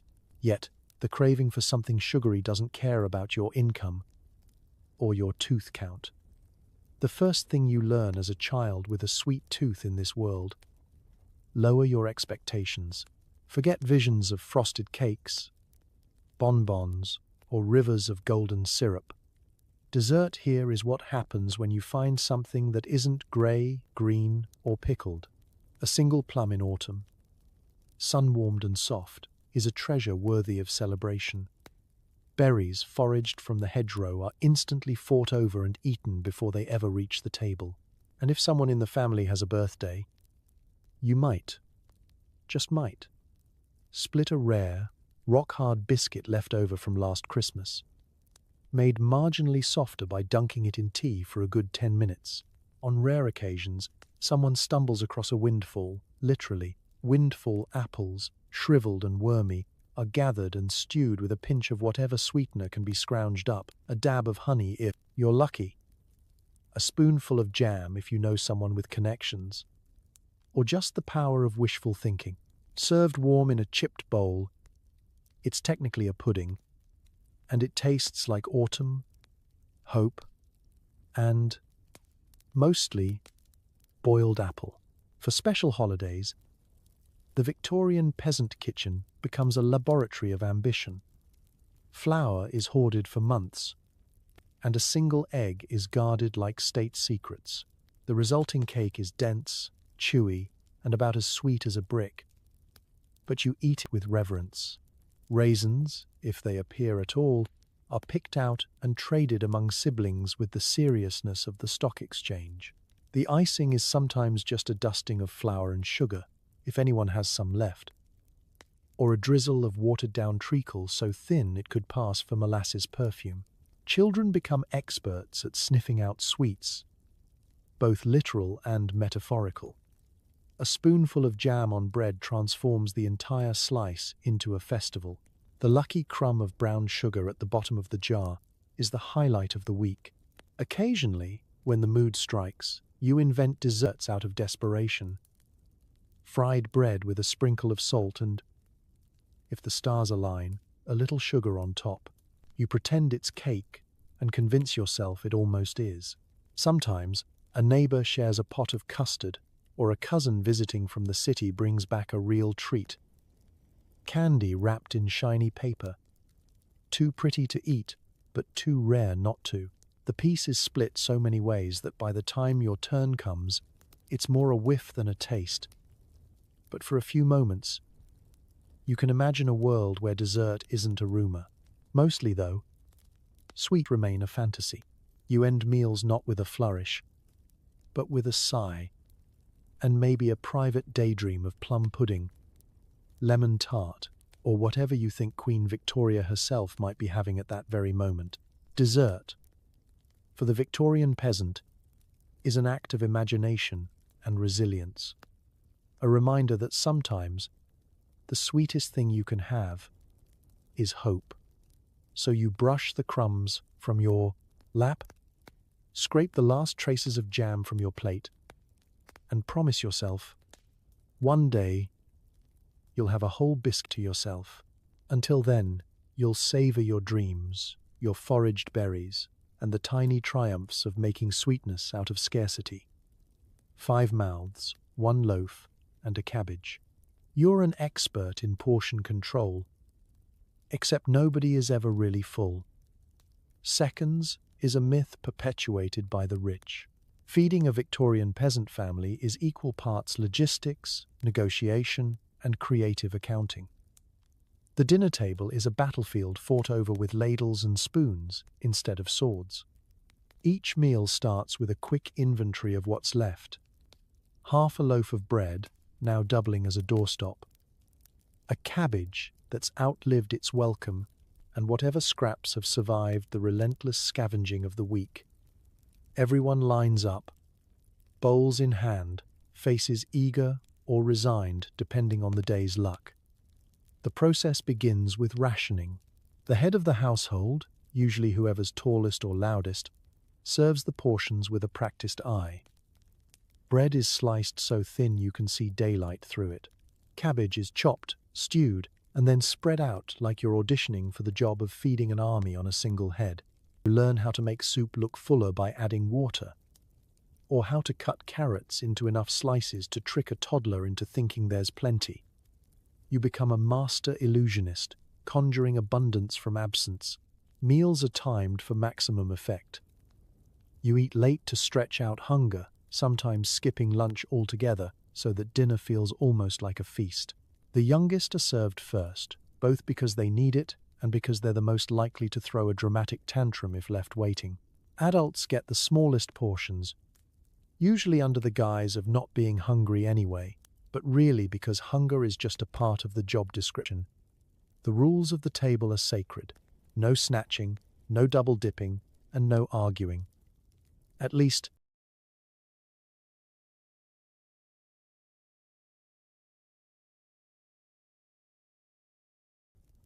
not until after the blank. Plates are empty. A clever cook invents games. Who can make their meal last the longest? Who can find the hidden bit of meat in the stew? There isn't any. Or who can make the loudest crunch with a sliver of carrot? Laughter is the best seasoning when there's nothing else to go around. Still, the tension is always there. You watch your siblings' bowls out of the corner of your eye, judging the fairness of every scoop. The parent in charge develops the reflexes of a hawk, catching would-be thieves and midnight snackers with the keen sense of someone who's been there before. The family dog gets the scraps if there are any, and learns quickly not to expect much. Even the family cat looks unimpressed by the culinary offerings. Stretching food also means stretching relationships. Families swap with neighbors, a bit of bread for a turnip, leftover soup for a promised favor, eggs for the rumor of bacon. Every deal is a tiny victory, another day conquered. In hard times, families band together, sharing a meager meal and stories of better feasts, keeping the spark of hope burning, even if the firewood ran out yesterday. Seconds is the most persistent myth. Children ask about it with the wide-eyed innocence of fairy tale believers, and parents sigh, shake their heads, and point to the empty pot. On rare occasions, a festival or a windfall provides a real second helping. Those are the stories that get retold for years, growing in extravagance with every retelling. The night everyone ate until they were full becomes the family legend, half dream, half memory, and so you finish your meal, scraping the bowl for every last drop, trading jokes and crumbs, and pretending to be satisfied. You go to bed hungry but not hopeless, knowing that tomorrow you'll perform the same dance, counting, rationing, and stretching each scrap until it snaps. Because in the end, feeding the family isn't about getting full, it's about getting through, together, one cabbage leaf at a time. Factory bells ring, and you scarf down whatever you have, usually bread, sometimes hope, always cold. Lunch breaks are less about eating, more about not passing out. In the world of the Victorian peasant, lunch at work is more survival strategy than meal. Whether you're laboring in a deafening textile mill, shoveling coal in the bowels of the city, or hunched over in a freezing workshop, your midday break is a race against hunger and exhaustion. There's no lunchbox with compartments, no insulated thermos, and certainly no ergonomic break room. There's just a battered sack or a folded handkerchief, holding what little you could scavenge from home that morning. Most days, you open your makeshift lunch bag to find a hunk of stale bread, hard enough to chip a tooth, soft enough barely, to gnaw if you dunk it in whatever's passing for a drink. Maybe there's a cold boiled potato, its skin wrinkled and sad, but it fills a corner of your stomach and staves off the shakes. If it's a special week, you might have a knob of cheese, thick with hope, and possibly a little blue with ambition. Sweets? Forget it. Even the idea of fruit feels decadent, a memory from someone else's life. The ritual of eating at work is as much about speed as sustenance. You carve out a spot among clattering machines or dusty bricks, wedge yourself into a patch of weak sunlight if you're lucky, and eat with your head down. There's always a clock ticking. The time it takes to chew through your lunch is measured against the return of the foreman's glare or the next whistle blast. Every bite is a negotiation between hunger and haste. Conversations, if you have the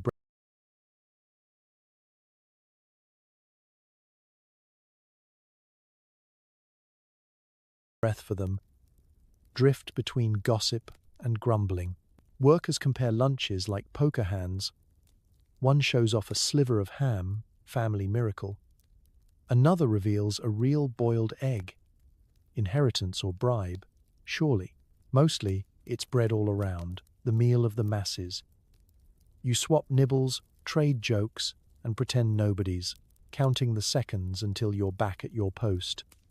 Sometimes, a kind soul brings a pot of stew, left simmering on the communal fire back at the yard. Everyone lines up, tin cups in hand, grateful for anything warm.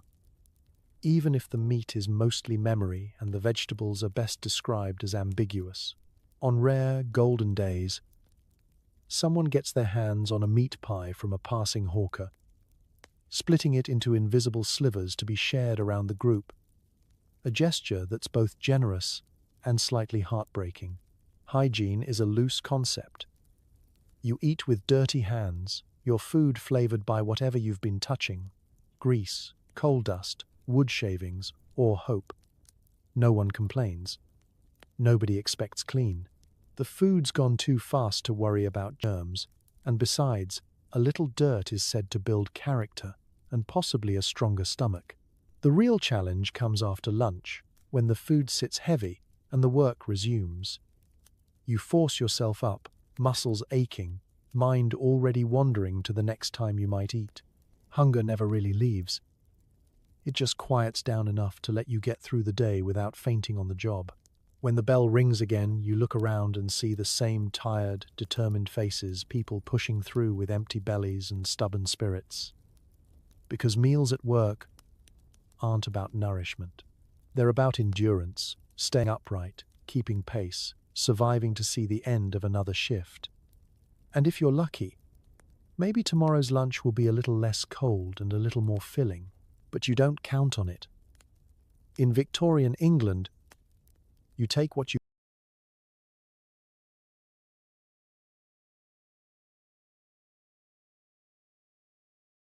can get, scarf it down, and keep going, because that's what survival tastes like: dry bread, cold potato, and the faint, lingering flavor of hope. Winter arrives, and suddenly, food is less dull and more invisible. You ration everything, pray for spring, and wonder how many ways you can cook a candle.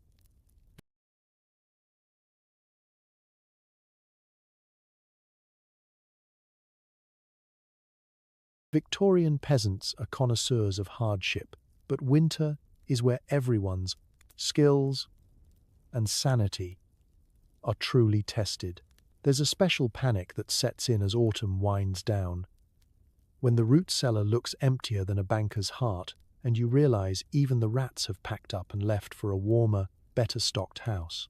The family gathers around the larder, counting potatoes like misers with gold.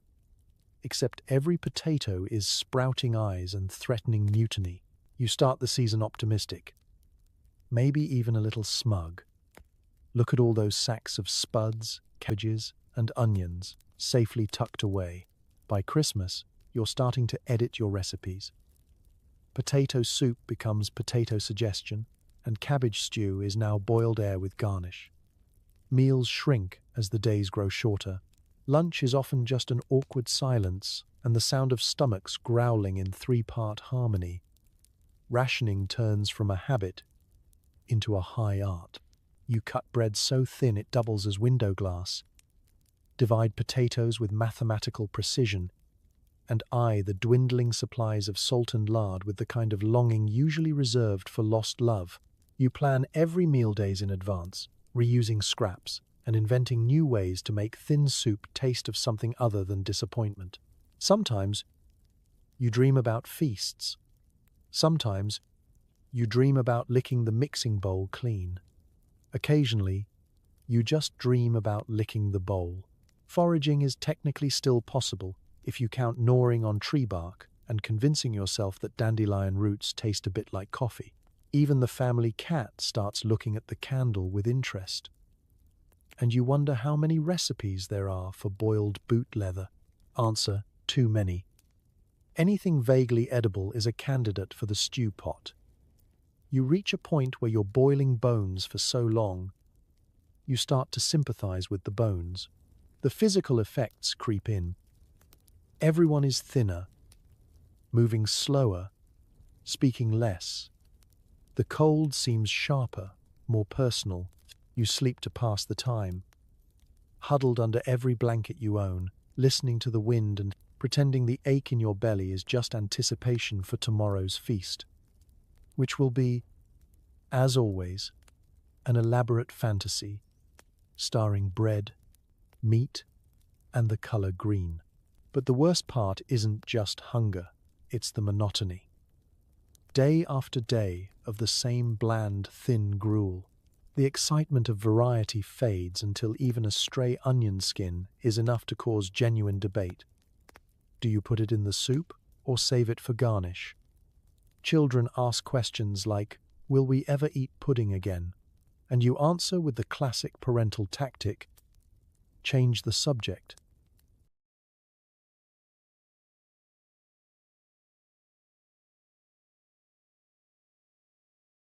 And distract them with a story about last year's legendary feast. Community spirit is tested, but rarely breaks. Neighbors trade and barter, share scraps and misery, and gather for shared meals that are more about company than content. Sometimes, if someone's luckier or just better at foraging, there's a surprise at the table. A handful of nuts, a dried apple, even a rabbit if fortune smiles and the local lord isn't watching too closely. These moments are celebrated and retold over and over, making the memory last longer than the food ever could. And then, one day, you spot a crocus pushing through the frost, or the sun stays up a few minutes longer. And hope stirs where hunger has been.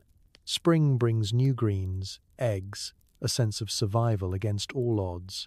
You pack away the last candle, unboiled this time, and remind yourself you made it through another winter, as hungry as ever, but still here and still stubbornly dreaming about the first real meal of spring. Stomach growling, you drift off on a straw mattress, hoping tomorrow brings more than boiled water. In your dreams, you're at a banquet, until you wake up to the smell of old cabbage and the distant sound of rats celebrating another successful night. Nights are long for the Victorian peasant, especially when hunger joins you under the covers.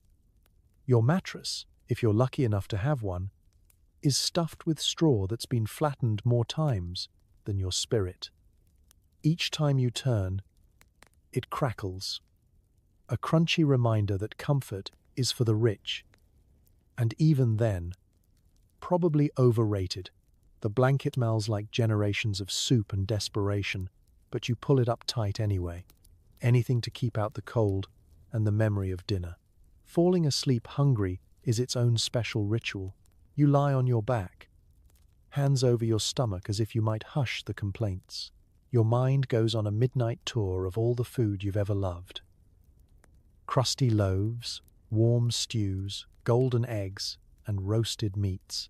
You invent new dishes in your head, inventing entire banquets you'll never taste.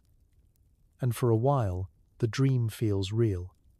The brain is generous that way, generous in ways the larder can never be. Sleep comes in fits and starts. Hunger has a way of keeping you half awake, listening to every sound. The wind whistling through broken panes, the soft drip of rain through the roof, the scrabbling of mice in the corner, and, if you're truly blessed, the pitter-patter of rats feasting on something you probably meant to eat tomorrow. You can almost imagine them raising tiny toasts, celebrating their good fortune at your expense. Sometimes, you wake in the middle of the night, disoriented, and certain you've smelled bread. Reality sets in fast, though.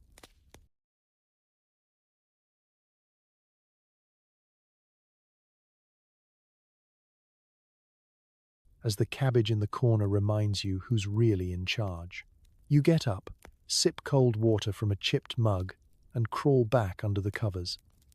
Hunger sharpens your senses, so you dream vividly, if not always pleasantly. Banquets turn to farces. The table groans under the weight of impossible food. But just as you reach for the pie, it vanishes or turns to ash. Families share more than a bed. They share the struggle. Siblings toss and turn, each one hoping for morning, for breakfast, for the magic moment when an empty stomach is finally filled. Someone snores, someone mutters. Someone's feet are cold and find their way to your side of the straw. Privacy is a forgotten luxury. Closeness is warmth, even if elbows and knees are at war beneath the covers. In these long, hungry nights, you find moments of strange comfort. Laughter bubbles up from nowhere.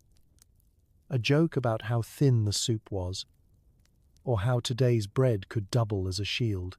You trade ghost stories, share memories of meals that may or may not have happened, and make up plans for the grand feast you'll have one day. Dreaming is survival, a gentle rebellion against the facts of the day. Dawn comes slowly, the light pale and watery through dirty glass. Your stomach still grumbles, but you're a little less lonely for having survived another night. You yawn, stretch, and prepare to face whatever the day brings. Maybe there's something new in the pantry, or maybe not. Still, hope lingers, stubborn and faint as the first rays of Sunday. You sit up, brush the straw from your hair, and smile at your family, who all look as hungry and hopeful as you feel. Together, you start the daily routine again, searching, stretching, and making do. Because in the world of the Victorian peasant, the long night may be full of hunger, but it's also full of dreams. And sometimes, that's just enough to carry you through until morning. If you think modern recipe swaps are competitive, try Victorian England, where secret ingredients usually meant hiding what you accidentally dropped on the floor. Trading stew tips with your neighbor is equal parts charity and espionage. Was that nutmeg or just dirt? She'll never tell. In the cramped alleys and bustling courtyards of Victorian neighborhoods, cooking is both a public performance and a private battle. Kitchens are close together, and the walls are thin, thinner still, when a particularly promising aroma drifts over from next door. Every family is hungry, every pot is precious, and every cook is part alchemist, part diplomat. To swap a recipe is to reveal your hand. To keep your secrets is to keep your edge in the daily contest of edible innovation. Swapping recipes begins with casual conversation at the water pump, where the local hierarchy is established not by money or status, but by whose soup smells the least like disappointment. Compliments are currency. That stew last night. My John said he could almost taste the meat in it. Oh, it's nothing, just a pinch of something special. But everyone leans in a little closer, hoping to catch the real secret behind the special. Sometimes, swaps happen as acts of charity. You notice your neighbor's been boiling the same sorry cabbage all week.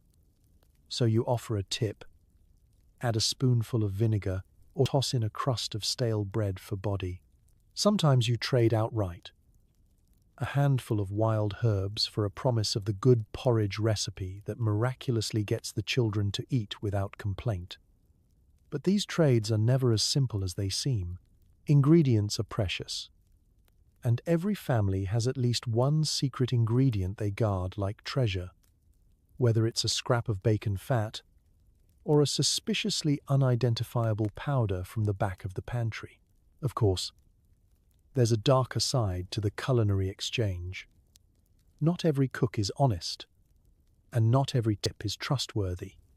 Boil the nettles twice, one neighbor whispers, or else. You nod, never sure if you've just been handed a recipe for soup or a cure for your enemies. Feuds flare up over accusations of recipe theft or suspected sabotage. Was that stew really as thick as she claims? Or is she padding the story to hide the fact that someone dropped half the contents on the floor and scooped them up before the dog noticed? Children play their part too, acting as accidental spies, reporting back on what Mrs. Parker puts in her pie, or what smells came from next door's window. The keenest observers learn to identify ingredients by smell alone, a necessary skill in a world where the most reliable seasoning is usually salt and envy. But sometimes, rare moments of true generosity shine through. At the heart of every neighborhood is at least one mother cook who knows how to stretch nothing into something and always has advice or an actual spare potato for a struggling family. Her kitchen is an unofficial community hub, her recipes a lifeline. At holiday times, she might even share a closely guarded cake recipe, provided you promise never to reveal the secret ingredient, which is, more often than not, just a little bit of hope. Gossip and recipes blend seamlessly. Swapping a recipe is never just about the food, it's about sharing a story, forging alliances, or gaining the upper hand in the ongoing culinary Cold War. Who got the best bit of beef from the market? Who borrowed an egg and never returned the favor? Who invented that clever trick for disguising yesterday's scraps as tonight's feast? The stories circulate, grow, and evolve, becoming richer with every telling. Then there are the recipe improvements. Once a tip has made the rounds, say, adding a pinch of burnt toast crumbs to thicken stew, it quickly develops a life of its own. Someone swears by adding pickled beet juice. Another claims the key is a bit of crushed dandelion root. And soon, the original recipe is unrecognizable, each version layered with the fingerprints and floury thumbprints of every cook on the block. If it works, it's genius. If it fails, you blame Mrs. Jennings and her innovative turnip pudding, now the subject of local legend. All of this culinary intrigue takes place against a backdrop of endless want and daily hunger. Recipes are as much about hope as about flavor, an endless experiment in stretching a little further, tasting a little better, surviving with a little more pride. On rare afternoons, when a recipe swap actually leads to a meal that tastes different, maybe even good, neighbors gather in doorways, bowls in hand, sharing bites and stories, congratulating each other on their ingenuity and luck. But even failures are shared. Burnt it again? Someone laughs, passing over a consolation biscuit. You're not a real cook until you've ruined at least 3 pots. Solidarity is forged in disaster as much as in triumph. And even the most competitive cooks admit, behind closed doors, that they're grateful for every crumb of advice that helps them make it through the week. So you swap, you adapt, you invent, and you sometimes quietly improve upon what you learn. Because in Victorian England, sharing a recipe is an act of trust and a gesture of survival. You laugh, you gossip, and you cook, always hoping your pot is the one that draws the next compliment at the water pump, even if the secret ingredient is still mostly dirt. In the end, whether it's nutmeg, hope, or a speck of actual meat, you hold your culinary secrets close, just close enough to trade, and just far enough to keep your edge in the never-ending game of edible one-upmanship.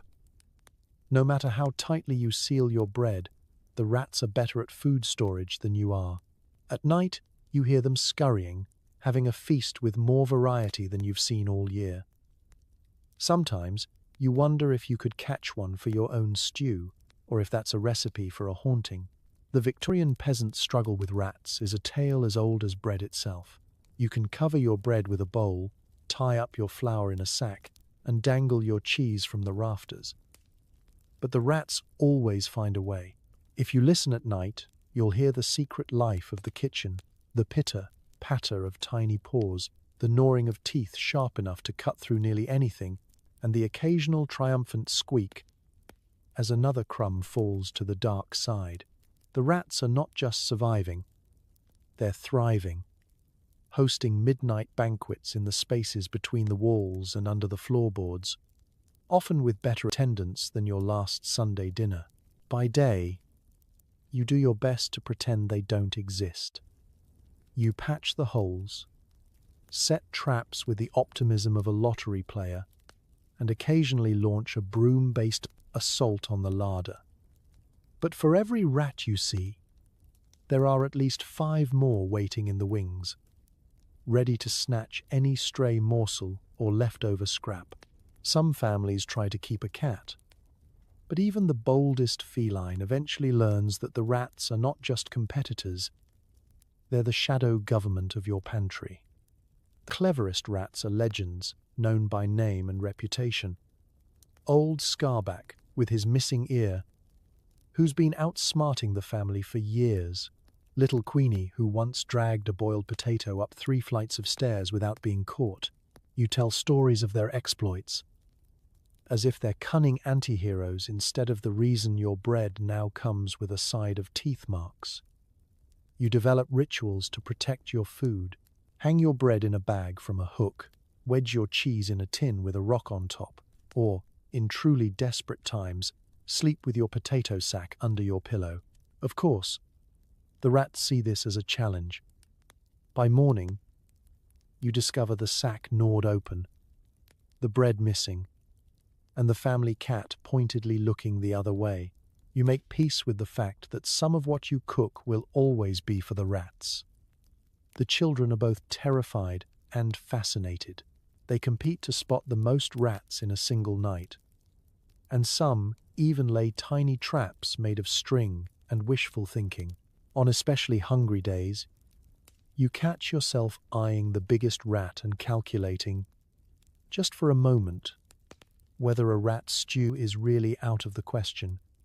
But even desperation has its limits. Nobody wants to be the first family on the street known for eating the local rat king. Meanwhile, the rat's boldness grows. They skitter across tables, peek out from cracks, and occasionally stare you down as if to say, "What else have you got?" It's hard not to take it personally. You fantasize about outsmarting them, launching a rodent-based coup that finally leaves your pantry safe.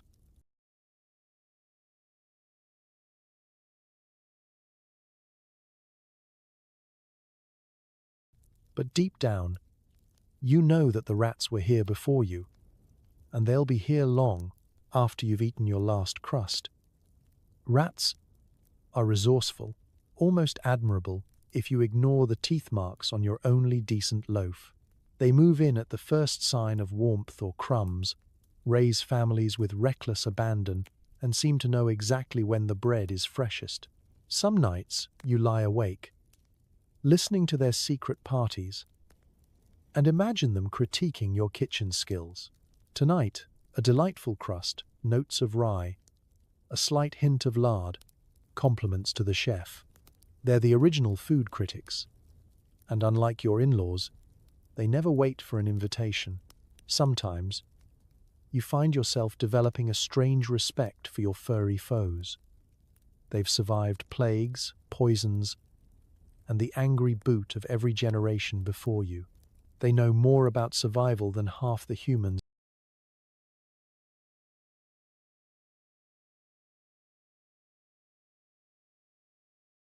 on the street. They're social, loyal to each other at least, and endlessly inventive. If only you could put their skills to work. Imagine old Scarback as head of pantry security, or little Queenie as the bread keeper. But ultimately, the peace is uneasy, and the battle never truly ends. Some nights, the rats win. They get the best scraps, the choicest crumbs, and the warmest corner by the fire. Other nights, you manage to hold on to your meager store and go to bed with a sense of triumph, however fleeting. So you tuck your bread away, say a little prayer, and hope tonight's feast belongs to you, not the rats. But if it doesn't, at least you're in good company. After all, survival, like dinner, is best shared, even if it's with a crowd you'd never invite. And in the dark of the Victorian night, as you and the rats settle in for another round, you can almost laugh, because at least someone's eating well. Victorian meat pies are a culinary lottery. Sometimes there's meat, sometimes it's a creative reinterpretation of beef. You bite in with hope, chew with suspicion, and swallow with resignation. If it's chewy and doesn't bite back, you call it dinner. And don't ask follow-up questions. There's no food more iconic or more misunderstood on a Victorian street corner than the humble meat pie. Stacked high in a baker's window, these hand-sized miracles promise everything: comfort, warmth, and the possibility of protein. The crust is golden, or at least golden brownish, sometimes flaking, sometimes harder than the cobblestones outside. You hand over your hard-earned coin, holding your breath in anticipation, and, if you're wise, to mask the smell. Inside, the adventure begins.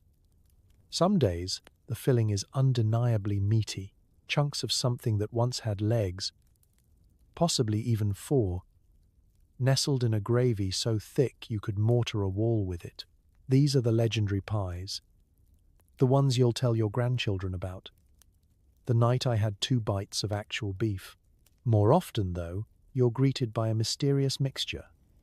A few tough slivers, a lot of gravy, and the sinking suspicion that something with fur or feathers recently lost its way near the pie shop. The less fortunate pies, those sold late in the day or by vendors with more imagination than scruples, offer fillings that stretch the definition of edible. Maybe you get gristle, tendon, or chef's surprise, which could mean anything from organ meats to yesterday's leftovers. The bravest souls claim to have found vegetables in theirs: turnip, carrot, a lone pea clinging to life. But mostly, you get texture. Chewy, stringy, and just a little bit questionable. The true gamble, however, is never in the taste. It's in the provenance. Where'd this meat come from? You don't ask, and the pie man doesn't tell. Maybe it was swept off the butcher's floor. Maybe it's whatever couldn't outrun the cook this morning. Urban legends abound. Someone found a pigeon foot, another swore there was a fish bone, and every child knows a story about the pie filled with cat. Whether or not these tales are true, everyone agrees, never look too closely at what's inside. Ignorance, in this case, is the best seasoning. You learn to identify the best pie sellers by reputation, not by sign. Word spreads quickly when a batch is especially beefy or, heaven forbid, off. The crowds gather, pies disappear, and for a brief moment, everyone is united by the shared hope that tonight's dinner is more cow than calamity.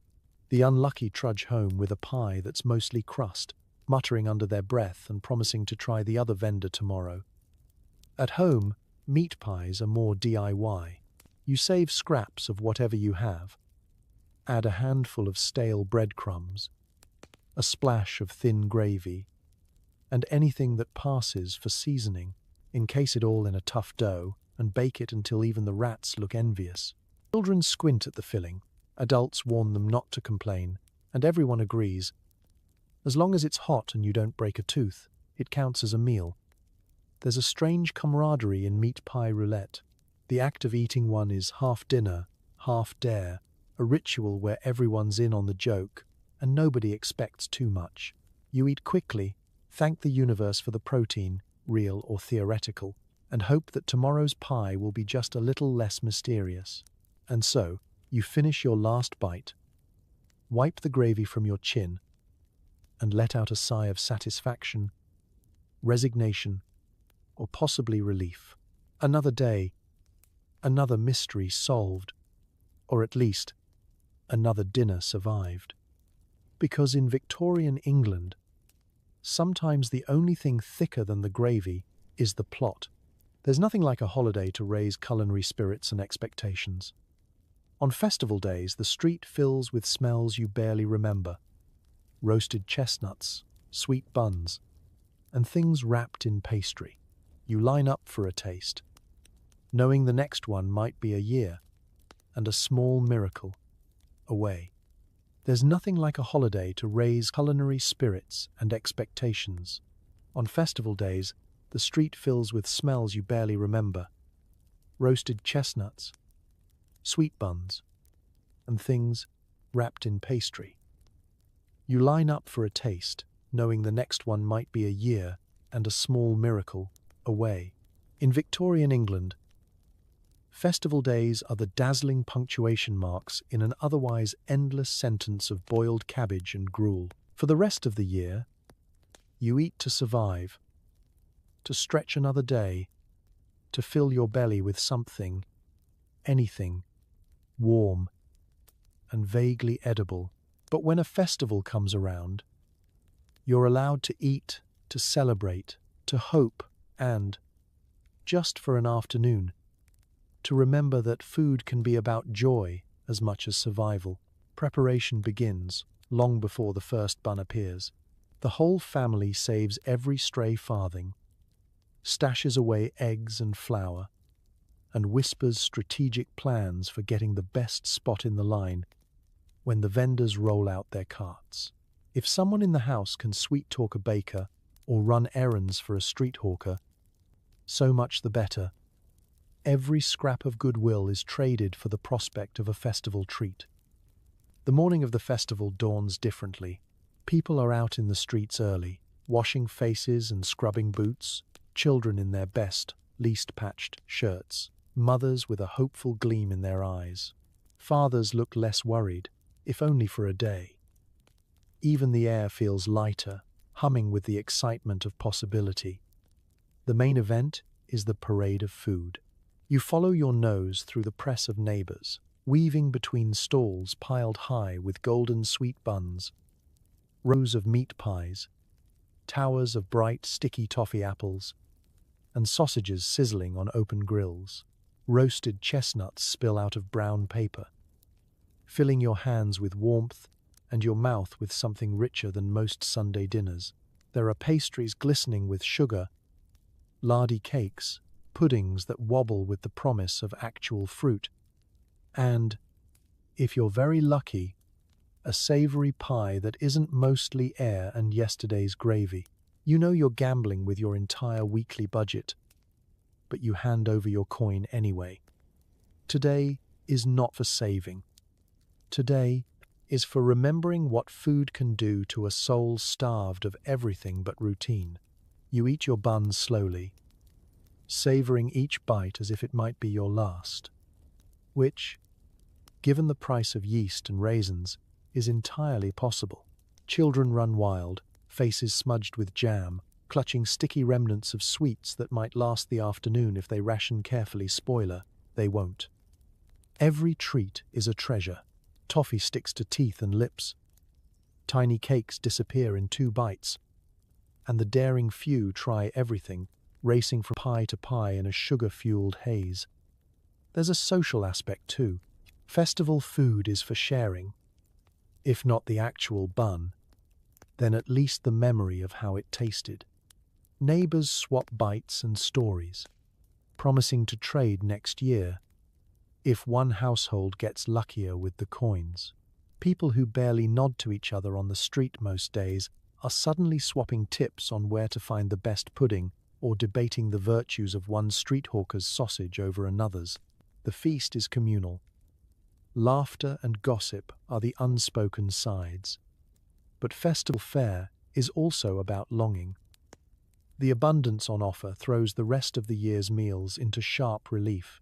You can't help but compare the soft crumb of a sweet bun to the dense, dry bricks you usually call bread, or the richness of a pie to the endless monotony of potatoes. The taste of sugar lingers for hours, a cruel and beautiful reminder that sweetness is the rarest flavor of all. Still, for one afternoon, you live in the moment. You let yourself believe in the magic, even as you watch the last of your coins disappear and the piles of treats shrink. You let your children eat until their cheeks are round and red, and you promise yourself that, next year, you'll save just a little more. By the time the sun sets, you're tired but satisfied, pockets empty but heart full, as the stalls pack up and the smells fade into memory. You gather with your family and savor every crumb, every sticky finger, every joke, and memory spun around a bite of something special. Festival fare is more than just food. It's proof that even the hardest life can be sweet, if only for a day. And as you trudge home, you tuck the memory away, a taste of hope to keep you going until the next miracle appears on the street. Kids in Victorian England don't play house, they play pretend dinner. A stick becomes a roast, mud pies a dessert, and imagination is the main course. Hunger turns even the simplest game into a feast, and sometimes the only thing getting full is your sense of creativity. For the children of Victorian peasants,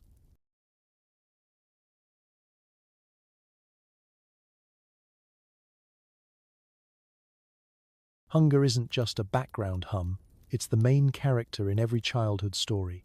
Real meals are rare and precious, so playtime transforms into a rehearsal for the feasts of their dreams. On muddy back streets and behind battered cottages, little ones gather for the daily ritual of make-believe banqueting. If you peek through a window or around the corner, you'll see tiny hands stirring imaginary pots, doling out invisible porridge, and announcing with great pride tonight's special tree bark stew, seasoned with dandelion fluff. The props are whatever's at hand. Sticks, stones, and tufts of moss are pressed into service as everything from Sunday roasts to bread rolls.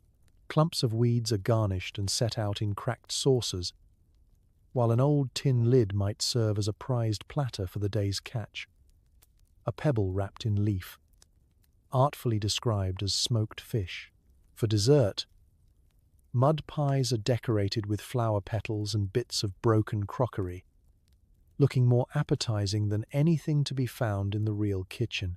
The oldest child inevitably becomes the cook, orchestrating the action, making solemn pronouncements about the invisible meat stew, and carefully measuring out portions of nothing.